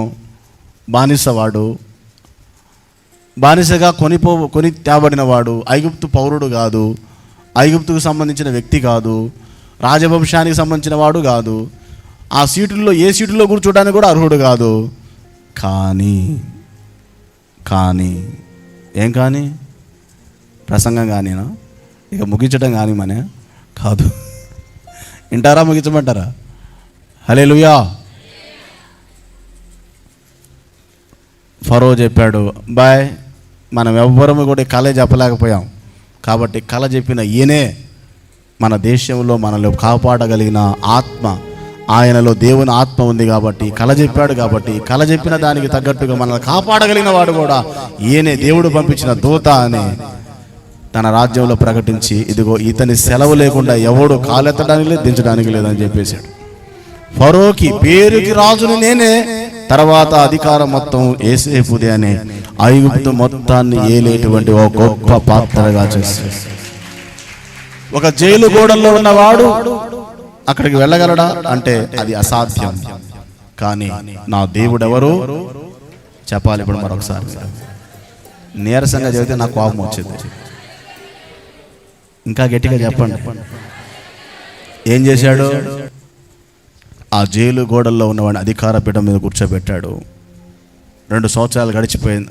7 సంవత్సరాలు అయిపోయి కరువు సంవత్సరాలు స్టార్ట్ అయ్యాయి. 2 సంవత్సరాలు ముగుస్తున్నాయి అనగా అన్నలు వచ్చి నుంచున్నారు ముందు. అయ్యా మహాప్రభో అని సాగిలపడి ఆహారానికి మాకేమైనా ఇప్పిస్తే తీసుకుని వెళ్తా ఉన్నారు. ఎవరు వచ్చింది? ఎవరు కుంటల్లో వేసి అమ్మారో 20 వెండి నాణేలకు ఆ అన్నలు వచ్చి సాగిలపట్టం చూశారు. ఎవరు చూశారు? ఐగుప్తు దేశము, ఐగుప్తు అధికారులు చూశారు. అర్థమైపోయింది. తర్వాత స్టోరీ మీకు తెలుసు. ఆ అన్నలని పరీక్షించాడు. తర్వాత ఆ అన్నలు వచ్చి వణికిపోతా ఉంటే చెప్పాడు, అన్నలారా అన్నాడు, ఐగుప్తు దేశములోకి 20 వెండి నాణేలకు అమ్మిన యోసేపును నేనే. మీరు భయపడవద్దు, బాధపడవద్దు, కన్నీరు రానివద్దు. యోసేపు అక్కడ అన్న మాట ఏంటంటే, ఇదిగో ఈ కరువు వస్తుందని మీకు నాకు తెలియదు, కానీ దేవుడికి తెలుసు. ప్రతికూలమైన ఈ పరిస్థితులన్నిటినీ కూడా మన క్షేమము కొరకు, మన దీవెన కొరకు, మనం భద్రంగా ఉండడం కొరకు దేవుడు అనుమతించాడు. కాబట్టి మనం బ్రతికి ఉండటానికి ఇక మీరు భయపడవద్దు. కరువు ఇంకా 5 సంవత్సరాలు ఉంది. నాన్నని పిల్లల్ని అందరినీ వెంట పెట్టుకుని వచ్చేయండి తన తండ్రిని, తన వారందరినీ తీసుకొచ్చి వారందరినీ పోషించి దేవుడు చెప్పిన కాలం నెరవేర్చాడా లేదా? కాదు, ఇక్కడ ఈ విషయం ఏంటంటే, దర్శనము గొప్పది, కళ గొప్పది, పోయే త్రోవ మాత్రం ముళ్ళబాటగా ఉంటుంది. ఈరోజు నీవు ఎదుర్కొంటున్న ఏ పరిస్థితి అయినా కావచ్చు, రోగమా, ఆర్థిక ఇబ్బందులా, ఇప్పుడు నువ్వున్న పరిస్థితి చూసుకుంటే కనుచూపు మేరలో ఒడ్డున పడే అవకాశమే కనిపించట్లేదా? నా దేవుడు చెప్తున్నాడు, నీ జీవితాన్ని నువ్వు పాడు చేసుకున్నా తిరిగి మరలా బాగు చేయగలిగిన శక్తివంతుడైన దేవుని దగ్గరకు నువ్వు వచ్చావు. హల్లెలూయా. హమ్మింగ్ ఎక్కువ వస్తున్నట్టు. సాతాను కొంతమంది జీవితాలు, ఇందాక నేను ఒక సోదరుడి జీవితాన్ని చెప్పాను. సేవకుడు కావాల్సిన వాడు మాంత్రిక విద్యలు నేర్చుకున్నాడు, క్షుద్ధ విద్యలు నేర్చుకున్నాడు, ఘోరమైన వ్యక్తి అయిపోయాడు. కానీ దేవుడు మార్చాడా లేదా? నేను ముగించబోతున్నాను. ఈరోజు ఇక్కడ ఉన్నటువంటి నీవు, ఇంకా రక్షణ పొందని సోదరుడా సోదరి, ఇక్కడ ఉన్న వ్యక్తులకు కూడా చెప్తా ఉన్నాను, సర్వశక్తి గల దేవుడికి నీ హృదయంలో చోటిస్తావా? ఆయన ఏం చేయగలడు? మనమేమో పాపము చేయగలం. మన బ్రతుకు చెప్తాను, మనం పాపము చేసాం. పాపం వల్ల వచ్చే జీతం ఏంది? పాపంలో మరణించిన వాడికి వచ్చేది ఏంది? పాపము వల్ల వచ్చే జీతం మరణము. పాపంలోనే మరణించిన వాడికి వచ్చేది నిత్య నరకము. మనం సంపాదించుకున్న సంపాదన నిత్య నరకమైతే, మన స్థానములో ప్రభు అయిన యేసుక్రీస్తు వారి లోకానికి వచ్చి నీ పాపము ఏ విధముగా కూడా నీ అంతటా నువ్వు తొలగించుకోలేవు. కానీ నీ పాపము ఏదో అర్పణ ఇస్తే పోయేది కాదు. చాలామంది దేవునికి ఏదో ఒకటి ఇస్తే తీసుకొని వదిలిపెడతాడులే అనుకుంటారు. దేవుణ్ణి ఎలా చూస్తున్నారంటే, చాలా చీఫ్గా తప్పు చేశాము, ఒక 1000 రూపాయలు ఉండిలో వేసాము, నోరు మూసుకొని పడుండి దేవుడు అన్నట్టు చూస్తారు. ఏంది? తప్పులు చేసి వచ్చి, ఇగో చర్చికి కానుకిచ్చాను, ఈరోజు అన్నదానం చేశాను, నేను ఎన్ని పాపాలు చేసిన అన్నదానంతో ఫినిష్ అనుకునే కొంతమంది భక్తి పరులు ఉన్నారు. నాయన, నువ్వు చేసే అన్నదానాలు నీ పాపాలు తొలగించవు. కొంతమంది పాపం చర్చియే కట్టిస్తారు ఏకంగా, కానీ మారు మనసు పాప క్షమాపణ నిమిత్తం బాప్తిసం పొందరు. పరలోకం పోతావా, నరకానికి పోతావను? దేవుడు నేను చర్చీలు కట్టమంటలా, చర్చీలకు స్థలాలు ఇమ్మంటలా. ఇస్తే మంచిదే, ఎప్పుడు నువ్వు అర్హుడు అంటే నీ క్రియల మూలంగా దేవుని ఎదుట నీతిమంతుడు కావని వాక్యం చెప్తుంది. కొంతమంది ఏమో దేవుడికి కమిషన్ ఇచ్చి మార్కులు కొట్టేద్దాం అనుకుంటారు. కొంతమంది ఏమో దేవుడికి ఏదో ఒకటి ఇస్తే, హల్లెలూయా అట చెప్పబాకన్నా, ఇచ్చే కానుకలు కూడా ఎవరు? నీవు అసలే పిచ్చోడ్లాగా ఉన్నావు. కూటాలు పెట్టుకొని ఎంత ఖర్చు పెట్టుకొని ఇవ్వద్దని చెబుతావేందన్నా? అవును, నువ్వు ఇచ్చేవేవి కూడా దేవుని పని కొరకే తప్ప నీ పాప క్షమాపణ కొరకు బైబిల్లో చెప్పబడలా. నీవు ఇచ్చినవి పాపాలు క్షమించడానికి ఇమ్మని చెప్పాడా? నువ్వు చర్చి కట్టించినా, ఇంకోటి కట్టించినా నీ పాపాలు పోవు. మరి నీ పాపాలు ఎట్ట పోతాయి? మనం అనుకుంటున్నా దేవుడికి లంచం ఇస్తే తీసుకుని నా పాపాలు తొలగిస్తాడేమో. నేను అనుకున్నా ఒకప్పుడు లోకంలో ఉన్నప్పుడు అనుకున్నా, మా వాళ్ళు చాలా చేసేవారు. ఆకుపూజని, బిల్వార్చని, తైలాభిషేకం, నెయ్యి అభిషేకం, పూలాభిషేకం, కోటి దీపార్చన, కుంకుమార్చన, గోదానం, భూదానం, అన్నదానం, మాలదానం చాలా చేసేవాళ్ళు. మా వాళ్ళు అనుకునేవాళ్ళు ఇన్ని చేశాం కాబట్టి పాపం పోయిద్దని. మా వాళ్ళే ఒక శ్లోకం చదువుతారు, పాపోహం పాపకర్మాణం పాపాత్మ పాప సంభవ త్రాహి మాం కృపయాం దేవ శరణాగత వత్సల అన్యథా శరణం నాస్తి త్వమేవ శరణం మమ తస్మాత్ కారుణ్య భావేన రక్ష రక్ష జనార్దన్ అని. ఇది కూడా ఎప్పుడు చదువుతారు? దేవుని ముందు అర్పణ పెట్టేటప్పుడు చదువుతారు. దేనికి చదువుతారు? ఆ శ్లోక భావం ఏంటంటే, నేను పాపిని, పాప కర్మలు చేస్తున్నాను, నా ఆత్మ కూడా పాపంలోనే ఉంది, నేను పుట్టింది కూడా పాపంలోనే, ఓ కృప కలిగిన దేవుడు అని ఎదుకు వచ్చాను, ఏ విధంగా కూడా నా పాపాలు తొలగిపోవు, నేను ఇచ్చే లంచం తీసుకొని నువ్వు వదిలిపెట్టవు, నీవే ఏదో ఒక మార్గాన్ని చూపించు, నా జన్మకు కారకుడమైన ఓ దేవుడా, ఓ తండ్రి అని ఒక భావన వస్తుంది దాన్ని. అంటే ఇప్పుడు చెప్పండి, నువ్వు ఇచ్చే తీసుకుని దేవుడు వదిలిపెడితే ఏమవుతాడు? దేవుడు నీ పాపానికి పర్మిషన్ ఇచ్చినోడు అవుతాడు. మంచిది దేవా, నేను ఇచ్చి తీసుకొని మౌనంగా ఉన్నావు కాబట్టి పాపం చేయమని నువ్వే సిగ్నల్ ఇస్తున్నావు, బాయ్ బాయ్ చేసుకొని వస్తావు, మళ్ళీ పాపాన్ని పోతావు. అంతేనా? నువ్వు తప్పులు చేసి ఏదో ఒకటి ఎత్తే దేవుడు మౌనంగా ఉంటే అప్పుడు ఏమైనట్టు? ఆయన సమర్థించినట్లు. అలా చేస్తాడా? అలా చేస్తాడా? నువ్వు చేసిన తప్పులకు నువ్వు ఇచ్చేవేవి తీసుకొని వదిలిపెట్టేవాడు కాదు నా దేవుడు. సరే, నేనైతే తీసుకొని అన్నా కాబట్టి ఈ రోజు నుంచి సక్రంగా బతుకుతానులేయా అంటే, మరి గతంలో చేసిన వాటిని ఏం చేద్దాం? ఒక పెద్ద మనిషి వచ్చి చాలా నమ్మకంగా జనానికి చెబుతున్నాడంట, చాలా అప్పులు చేసి 2-3 కోట్లు అప్పులు చేసి చెప్పాడంట, ఈ రోజు నుంచి నేను తీర్మానం చేశాను, నేను చాలా పెద్ద మనిషిని అయిపోయాను, ఇవాళ నుంచి ఒక్కడి దగ్గర కూడా ₹1 కూడా అప్పు చేయను హో అన్నాడంట. అప్పుడు మంచిది నాయన అని అప్పులు ఇచ్చిన వాళ్ళందరూ ముందుకు వచ్చి నుంచొని, చేయొద్దు నాయన, ఇవ్వాలన్నా మా వాళ్ళు కూడా కాదులే కానీ ముందు ఇచ్చి నీ కట్టు నాయన అన్నారంట. ఇప్పుడు కొంతమంది పెద్ద మనుషులు ఇప్పటివరకు ఎట్ట బతికినా పర్లే, ఇప్పటి నుంచి పర్ఫెక్ట్గా బతికితే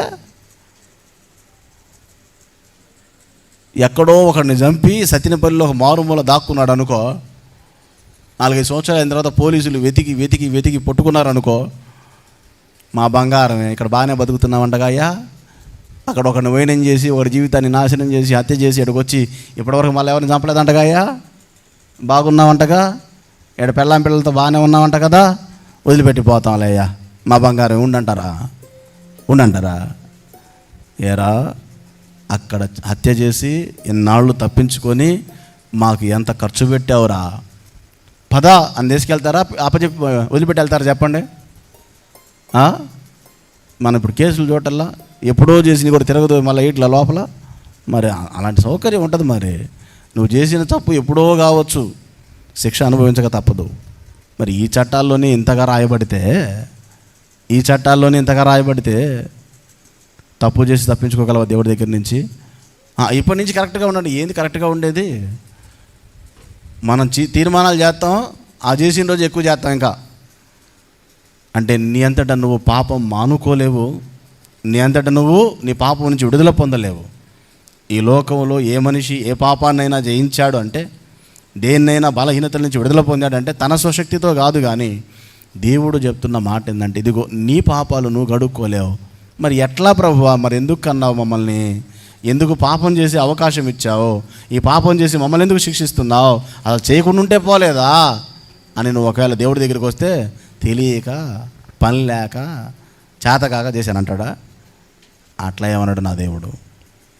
నువ్వు తప్పు చేస్తావని తెలుసు, ఆ తప్పుకు శిక్ష వేయాల్సి వచ్చిందని తెలుసు, ఇలాంటి ప్రతికూలమైన పరిస్థితులు వస్తాయని నాకు ముందే తెలుసు. కాబట్టే ఈ జగత్తు పునాది వేయబడక మునిపే మీ అందరి కొరకు నన్ను నేనే బలిగా అర్పించుకొని నన్ను చేశాను బాబు అంట.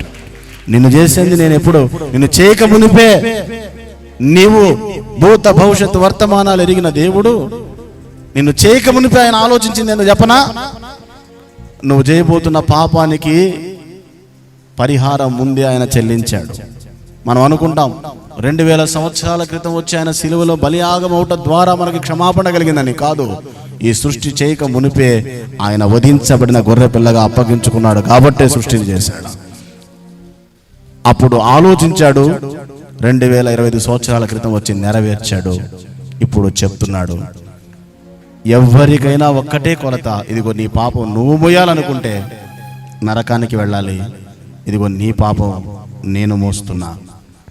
నువ్వు చేతులతో, కాళ్లతో, తలతో, ఆలోచనతో, నీ సమస్త శరీరంతో చేసిన పాపాలకు శిక్ష ఇదిగో నేను అనుభవిస్తున్నా. నువ్వు చేయాల్సింది ఒక్కటే, నువ్వు మారు మనస్సు పొంది, నువ్వు పాపివని గ్రహించి ఇక ఆ పాప జీవితాన్ని వదులుకొని, దేవా నేను ఈ రోజు నుంచి నీకు ఇష్టంగా బ్రతకాలనుకుంటున్నాను. ఇప్పటి వరకు నాకు ఇష్టముగా నా బ్రతుకుని నేను నా బ్రతుకు నాకు నాశనకరంగా, నాతో ఉన్న వారికి నాశనకరంగా నా బ్రతుకు అయిపోయింది నాయన. ఈరోజు నా జీవితాన్ని చేతుల్లోకి అప్పగిస్తాను. నన్ను బాగు చేయి, నా కుటుంబం నన్ను బాగు చేయి, నన్ను నిలబెట్టు అని నువ్వు అడిగితే, ఇందాక నేను చెప్పాను, రామ్ అనే ఆ వ్యక్తిని మార్చి, తన బ్రతుకును మార్చడమే కాదు, తన బ్రతుకు ద్వారా తను ఖైదీగా జైలు గోడలోకి వెళ్తే అనేక ఖైదీలను మార్చేవాడిగా దేవుడు చేశాడు. ఈరోజు నువ్వు దేవుని దగ్గరికి వచ్చి నీ బ్రతుకుని దేవునికి అప్పగించుకుంటే, నీ జీవితాన్ని ప్రభువుకి అప్పగించుకుంటే, నీ బ్రతుకుని దీవెనకరంగా మారుస్తాడు. నేను యవ్వన కాలంలో 16-17 సంవత్సరాల వయసులో రక్షించబడ్డా. అప్పుడు సాతాను నా ముందు తీసుకొని, నువ్వు ఈ లోకాన్ని అనుభవించవా, లోకంలో పాపాన్ని ఎంజాయ్ చేయకుండా ప్రభువా అని ఇప్పుడు వెళ్ళి రక్షణ పొందితే మళ్ళీ పాపం చేసే అవకాశం ఉందా నీకు అని వాడు ఒక పక్కన వాగుతున్నాడు రక్షణ పొందడానికి వెళ్తుంటే. అప్పుడు నేను దేవుని దగ్గర కూర్చొని అడిగా, దేవా ఏందయ్యా ఈ శోధన నాతో మాట్లాడాయా అంటే, దేవుడు నాకు ప్రేరణ ద్వారా నాకు మాట్లాడింది ఏంటంటే, త్రాగుబోతులను చూపించాడు. త్రాగుబోతులను తిట్టుకోబాకండి. భయంకరంగా త్రాగుడు వ్యసనాల్లో బందీలైపోయిన కుటుంబాలను చూశారు, వాళ్ళ జీవితాలను చూపించాడు. నువ్వేం కోరుకుంటున్నావు? వ్యసనాలకు బానిసని, అందులో ఏదో ఆనందం ఉందనుకున్నావు కదా, చూడు ఆ బ్రతుకులు చూపిస్తానని త్రాగుడు వ్యసనంలో బందీలైపోయిన వారిని చూపించి, ఏ త్రాగుబోతు భార్య అయినా నా భర్త మంచి తాగుబోతాడని పోయి సర్టిఫికేట్ ఒకటి తీసుకొచ్చి, లేదా బంగారపు దండ తీసుకొచ్చి మెడలో వేసి చూసారా, ఏడవటం తప్ప ఏమైనా ఉందా? మా నాన్న తాగుబోతాడని ఏడ్చే పిల్లలు ఉన్నారు, కానీ మా నాన్న తాగుబోతాడని సంతోషంగా చెప్పుకునే పిల్లలు ఉన్నారా? మా కొడుకు తాగుబోతాడని ఏడ్చే తల్లిదండ్రులే కానీ నవ్వే తల్లిదండ్రులు ఉన్నారా? త్రాగుడు బానిసత్వంలో ఉండి శాపాన్ని అనుభవిస్తున్న వాళ్ళని చూపించి, నువ్వు కోరుకున్న బ్రతుకు అంత భయంకరమైంది నాయన అని చెప్పాడు నా దేవుడు. అప్పుడు అనిపించింది, అయ్యా అందులో ఏదో ఉందనుకున్నాను, అది నాకొద్దు. నేను ఒక కుటుంబాన్ని ఎరుగుదును. ఒక తండ్రి, తనకి వివాహమైంది, తనకి పెళ్ళిడికి వచ్చిన పిల్లలు ఉన్నారు, ఆయన వేరొక కుంపటి పెట్టాడు. కొడుకు చెడిపోయాడు, పెళ్లి కాకముందే విచ్చలవిడిగా బ్రతుకుతుంటే కొడుకుని తీసుకొచ్చి కొడతా అన్నాడు. రే ఇలాంటి దుర్మార్గ పనులు, ఇలాంటి పాప పనులు, వ్యభిచారం చేస్తే ఒప్పుకొని తాట తీస్తానన్నాడు. కొడుకు అన్నాడు, ముందు నువ్వు మానుకున్నా చెప్పవయ్యా, నువ్వు ఇష్టం వచ్చినట్టు మా అమ్మ ఉండగా నువ్వు బజార్లోకి తిరుగుతుంటే లేదు కానీ నన్ను మళ్ళీ అంటావా నువ్వు? కొడుకు తిరగబడితే ఏం మాట్లాడలేక నోరు మూసుకున్నాడు ఆ తండ్రి.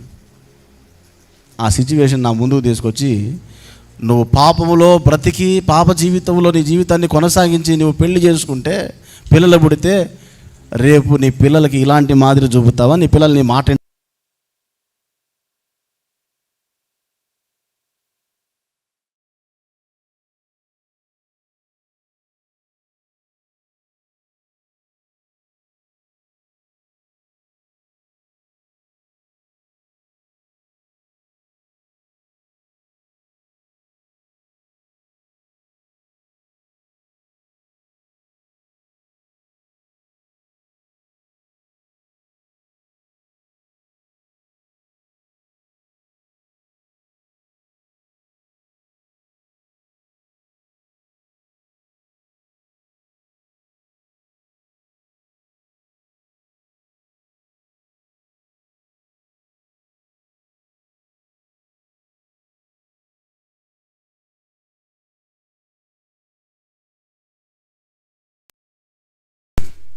కానీ ఈరోజు ఆలోచించు, నా దేవుడు నాతో మాట్లాడిన రోజు నేను అనుకున్నా, ఆయా ఈ బ్రతుకు నాకొద్దు, నేను పాడై 10 మందిని పాడు చేసే బ్రతుకు నాకొద్దు, ఈ లోకాన్ని జయించాలనుకున్నాను, పాపం నుంచి వ్యసనం నుంచి విడుదల పొందాలనుకున్నాను, నాతో నువ్వు మాట్లాడాయా అంటే దేవుడు చెప్పాడు, నువ్వు లోకాన్ని జయించలేవు కానీ ఇదిగో ఈ భూమి మీద మనుషుడిగా పుట్టి నేను లోకాన్ని జయించాను.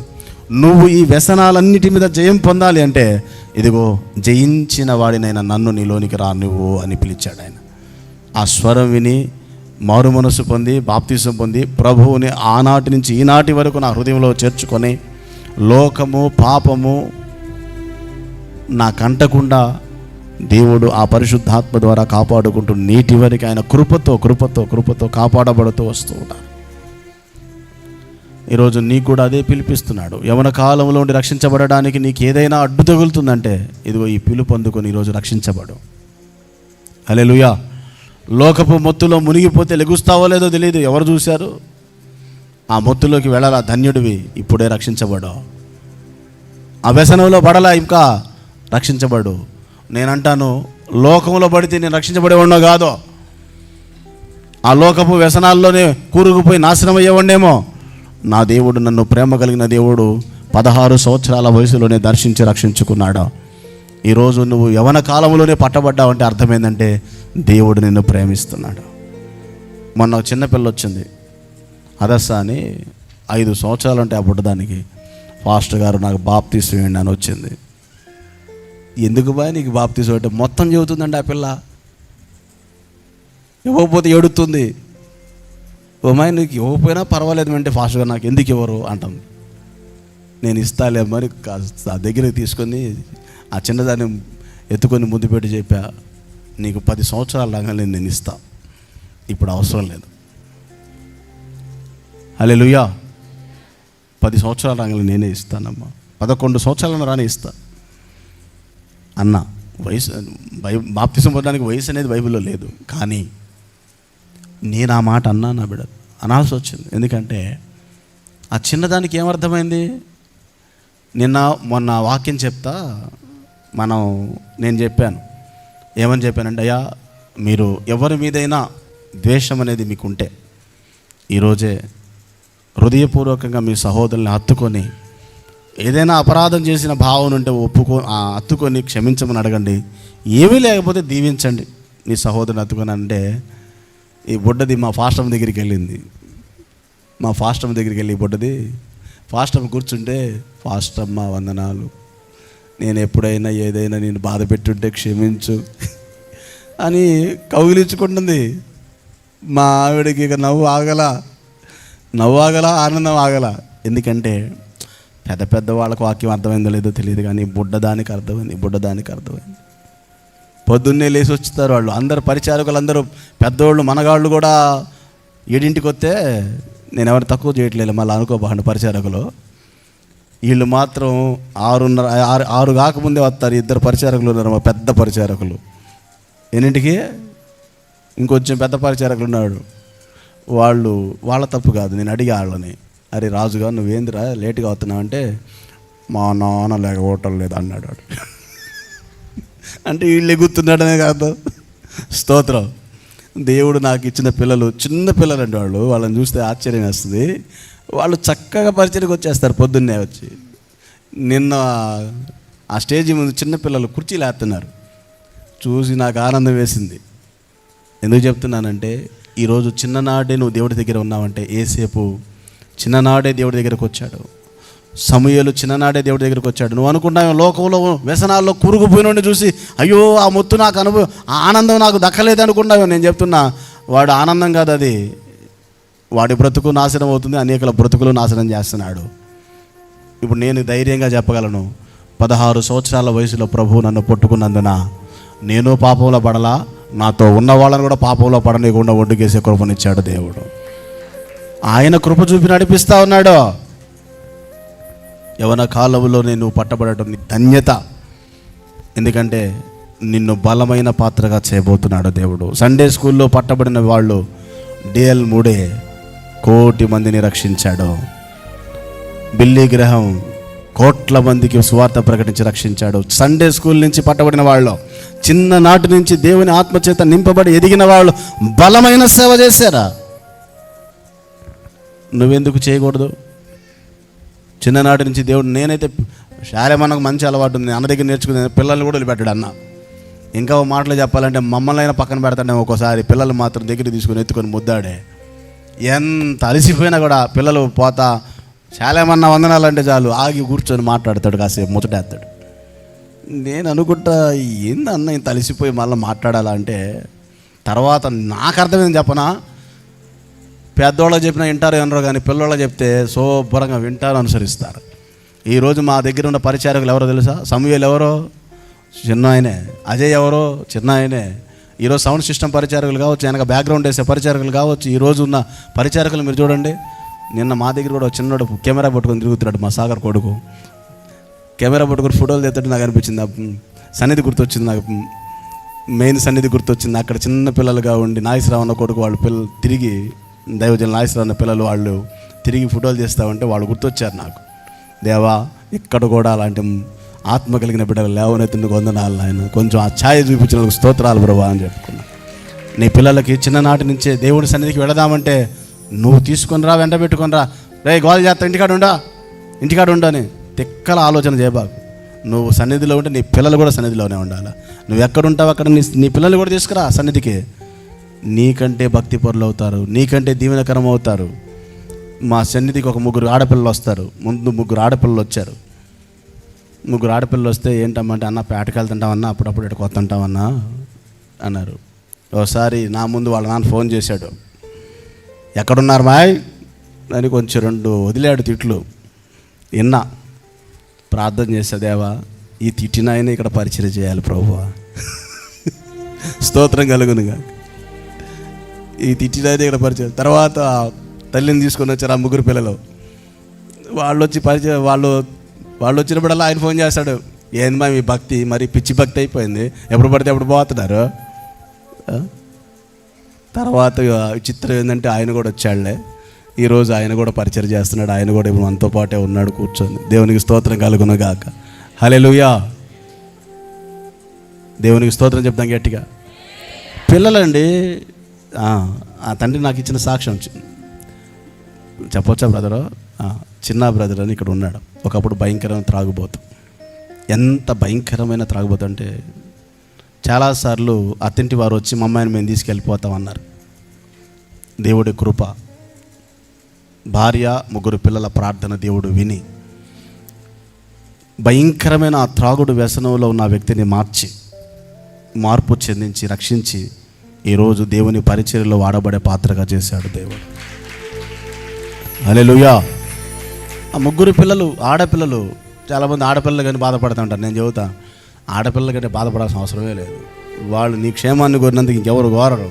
అవసరమైతే అల్లుడిని తన్నైనా నీకు పెడతారు, ఇబ్బందే లేదు. స్తోత్రం కలుగునుగా. హల్లెలూయా. మగపిల్లలన్నా కొంచెం ఇబ్బంది ఏమో కానీ ఆడపిల్లలు అయితే అవసరమైతే అల్లుడితో పోట్లాడ పెట్టుకునైనా సరే ఏదో ఒక రంగం పంపిస్తూనే ఉంటారు. స్తోత్రం కలుగునుగా. నేను చూశానండి, ఏదో ఒక విధంగా తల్లిదండ్రులు పోషిస్తారు. వాళ్ళు దూరంగా ఉన్నా సరే తల్లిదండ్రులు వదిలిపెట్టరు.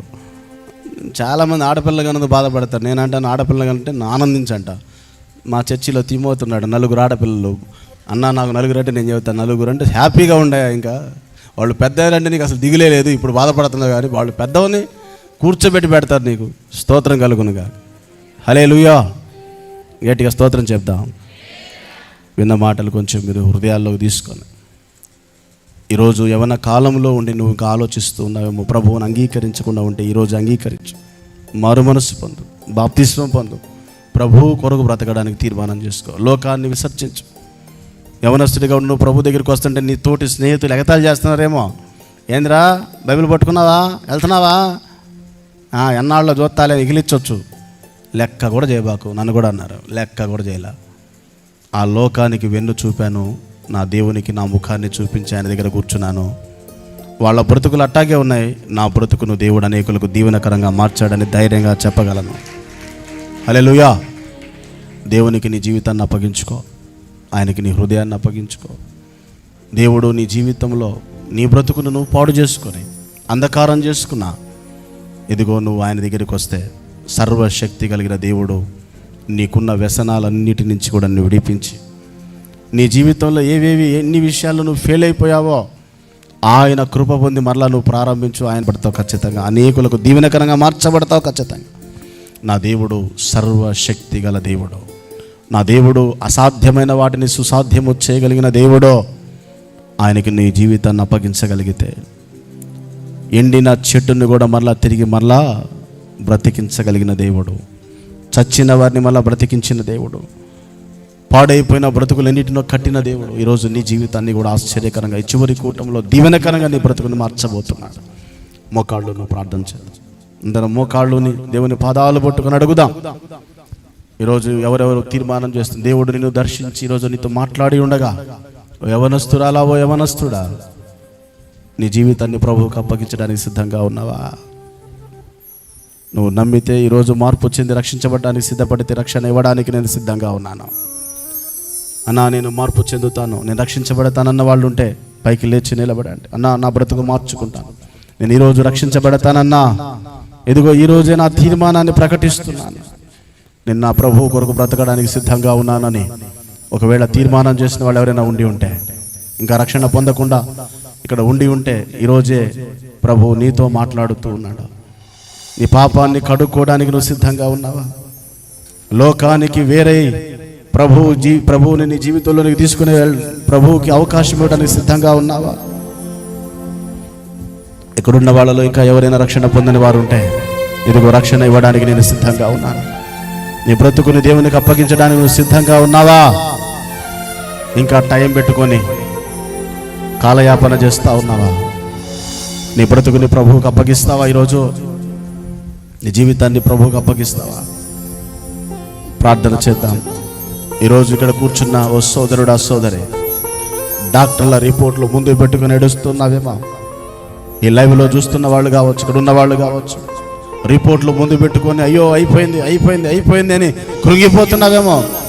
ఆ రిపోర్ట్లన్నీ చెత్తబుట్టలో పడేసి దేవుని స్వరం కొరకు కనిపెట్టావు. నా దేవుడు ఏం మాట్లాడతాడో, నా దేవుడు చెప్పింది వింటా ముందు. నా దేవునికి అవకాశమే. దేవా, నీ దగ్గరకు వచ్చానయ్యా, నువ్వు సహాయం వచ్చేనా, నీ దగ్గరికి వచ్చాను ప్రభువా, నాతో మాట్లాడని అడుగు. నీ దేవునికి నువ్వు నీ జీవితాన్ని అప్పగించుకో. ఇంకా నీ జీవితాన్ని లోకానికి అప్పగిస్తున్నావేమో. వ్యర్థమైన అలవాట్లలో బ్రతుకుతున్న వారికి వెన్ను చూపే. నువ్వు లోకాన్ని జయించలేవేమో, కానీ లోకాన్ని జయించిన వానికి నీలో చోటిస్తే పాపం మీద నీకు జయం ఇవ్వడానికి ఆయన సిద్ధంగా ఉన్నాడా? దినదినము తన రూపాన్ని నీకు ఇవ్వాలని ఆశపడుతున్నాడా? ప్రభువుకి నీ జీవితాన్ని అప్పగించుకుంటావా? ప్రభువుకి నీ బ్రతుకుని అప్పగించుకుంటావా? ఓ యవనస్తులారా, దేవుని ఎదుట నమ్మకమైన సాక్షిగా బ్రతుకుతావా? దేవునికి నీ బ్రతుకును అప్పగించుకొని ఆయన మాటకు లోబడి బ్రతుకుతావా? నీ జీవితంలో ఉన్న పరిస్థితులు, నీ ఎదుట ఉన్న పరిస్థితులు అంతా చీకటి అయిపోయిందయ్యా నా బ్రతుకు అనుకుంటున్నావేమో. నీవు ఎదుట ఉన్నటువంటి పరిస్థితులు, నీ పిల్లల జీవితాలు నిన్ను కలవరపరుస్తూ ఉన్నాయేమో. వాళ్ళు దినదినము లోకానికి దగ్గర అవుతుంటే భయపడిపోతున్నావేమో. లేదు లేదు, వాళ్ళు ఏ స్థితిలో ఉన్న వారిని విడిపించగల శక్తివంతుడైన దేవుడు నీకు తోడై ఉన్నాడు. సర్వశక్తి గల దేవుడు నీకు తోడై ఉన్నాడు. నువ్వు కోరుకున్నట్టుగానే నీ పిల్లలను మార్చబోతున్నాడా?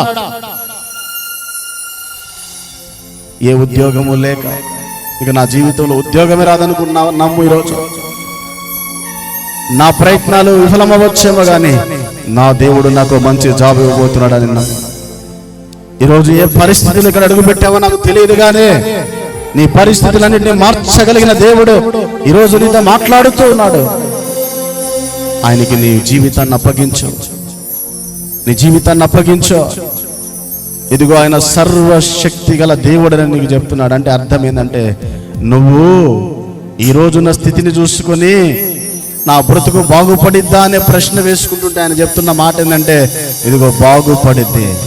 నీ కళ్ళ ముందు ఉన్నటువంటి జీవితాన్ని కాదు, ఇదిగో నేను ఇవ్వబోతున్న జీవితాన్ని, నేను నా స్వరాన్ని నువ్వు వినగలిగితే, నా దర్శనాన్ని నువ్వు చూడగలిగితే, ఇదిగో అనేకులకు దీవెనకరంగా చేయబోతున్నాను నేను. అప్పుల బంధకాల్లో ఉండి తినడానికి తిండి లేని పరిస్థితిలో దైవజనుడు వాగ్దానం తీస్తే అనేకులకు అప్పిచ్చేదువు కానీ అప్పు చేయమని వచ్చిందట. దైవజనుడు చూసి నవ్వుకున్నాడయ్యా, అప్పు పుట్టని పరిస్థితిలో ఉన్న నేను అప్పులు ఇవ్వడం ఏందయ్యా? ఒకప్పుడు పెద్దమ్మన్నదట, పూనూక తింటా ఉంటే, అంటే నూక కూడా కాదు, ఇంకా తక్కువది, ఆ నూక తింటా ఉంటే పెద్దమ్మాయి తినలేకపోతా ఉంటే బాధపడతా ఉంటే అన్న చెప్పాడంట, అమ్మా విశ్వాసంతో చూడు, ఈరోజు మనకే తినడానికి లేదు కదా, అనేకులకు పెట్టడానికి దేవుడు ద్వారాలు తెరుస్తాడమ్మా, అది చూస్తామా మనం. ఈరోజు సమృద్ధితో దైవజనుడు నింపే 10 మందికి 20 మందికి కాదు, లక్షల మందికి పెట్టగల కృప దేవుడు ఇచ్చాడు. ఈరోజు నువ్వే స్థితిలో ఉన్నావు, నీ జీవితంలో నీ ఆలోచనల వల్ల, నువ్వు నడిచిన నడత వల్ల నీ జీవితం అంధకారమైందేమో కానీ ఏం పర్వాలా, ఈరోజు దేవుడికి అప్పచెప్పుకో. అయ్యా, ఇంతవరకు నా ఆలోచనతో నడిచాను కాబట్టి నా ముందు అంధకారం ఉందయ్యా, ఇప్పుడు నీ మాటకు లోబడుతున్నా, ఈ అంధకారమును కూడా, ఈ చీకటిని కూడా వెలుగుగా నువ్వు మార్చగలవు. దేవునికి నీ బ్రతుకును అప్పగించుకో. నా బ్రతుకున్న ఓటములెన్నో గెలుపాయగా, నా చీకటి వెలుగుగా మారే నీ దయేగా. నా బ్రతుకున్న ఓటములెన్నో గెలుపాయగా, నా చీకటి వెలుగుగా మారే నీ దయేగా. వేదనని వేడుకగా మలచిన యేసయ్యా, వెల్లువల నీ కృపయే దొరికెను చాలయ్యా. వేదనని వేడుకగా మలచిన యేసయ్యా, వెల్లువల నీ కృపయే దొరికెను చాలయ్యా. నువ్వు లేకుండా నేనుండలేనయ్యా, నీ తోడు లేకుండా జీవించలేనయ్యా. అండదండ నీవే యేసయ్యా, నా కొండ కోట నీవే యేసయ్యా. అండదండ నీవే యేసయ్యా, నా కొండ కోట నీవే యేసయ్యా. కావాలి కావాలి యేసు నీవే కావాలి, రావాలి రావాలి నీ సన్నిధి నాతో రావాలి. కావాలి కావాలి యేసు నీవే కావాలి, రావాలి రావాలి నీ సన్నిధి నాతో రావాలి. నువ్వు లేకుండా నేనుండలేనయ్యా, నీ తోడు లేకుండా జీవించలేనయ్యా. అండదండ నీవే యేసయ్యా, నా కొండ కోట నీవే యేసయ్యా. అండదండ నీవే యేసయ్యా, నా కొండ కోట నీవే యేసయ్యా. కావాలి కావాలి యేసు నీవే కావాలి, రావాలి రావాలి నీ సన్నిధి నాతో రావాలి. అడుగుదాం మన దేవుణ్ణి, మన దేవుణ్ణి అడుగుదాం. ఎడారి నా పుష్పిస్తుందయ్యా, ఎడారిలో కూడా దేవుడు ఆశ్చర్య కార్యాన్ని జరిగించగలడు. ఎడారైన పుష్పిస్తుంది నీ చల్లని చూపులతో, మండుటెండ మంచవుతుంది నీ దర్శన వేళలలో. ఆసైన శ్వాసైన నీవే యేసయ్యా, నా ఊసైన ధ్యాసైన నీ మీదేనయ్యా. అవునయ్యా, నువ్వు చేయగలవయ్యా, నువ్వు చేయగలవయ్యా.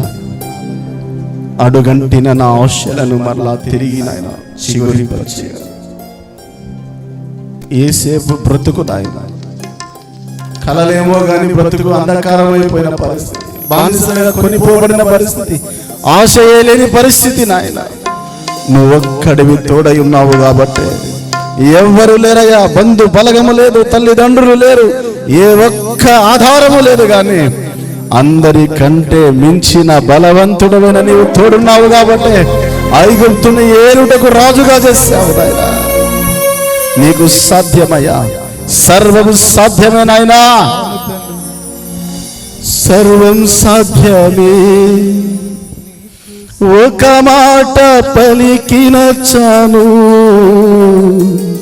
అయ్యా, ఒక మాట పలికిన చాలు. విన్నపాలు విను దైవమా, కన్నీరు తుడుచు దైవమా, స్వస్థత ఇచ్చు దైవమా, నీకే స్తోత్రము యేసయ్యా, నీకే స్తోత్రము యేసయ్యా.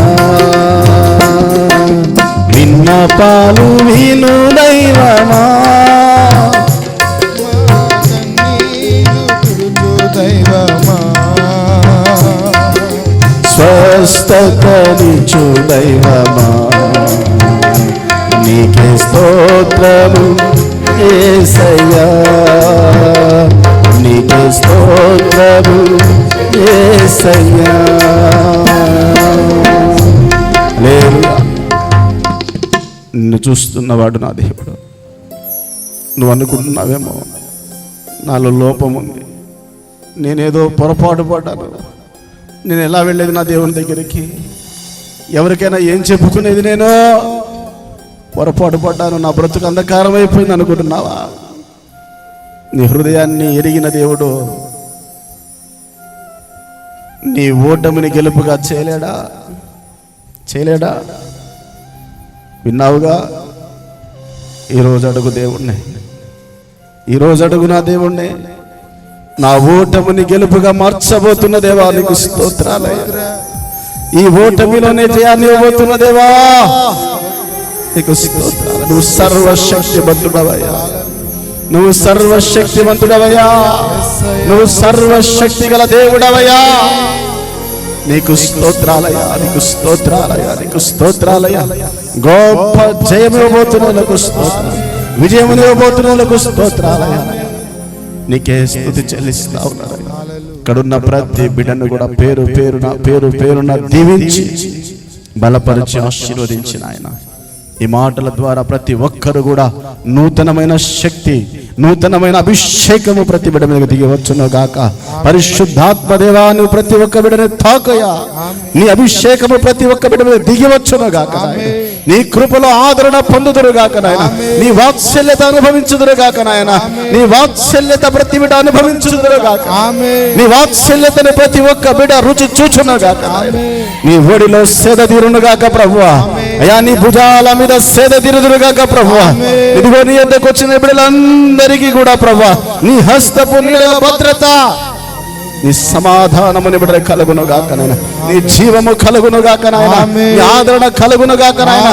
నీ రెక్కల నీడలో ఇదిగో యెహోవా రెక్కల క్రింద సురక్షితముగా ఉన్నట్లుగా నీ బిడ్డలకు సురక్షితమైన జీవితము కలుగును గాక నాయన. సకల శోధనలు నేటి నుంచి కొట్టివేయబడును గాక.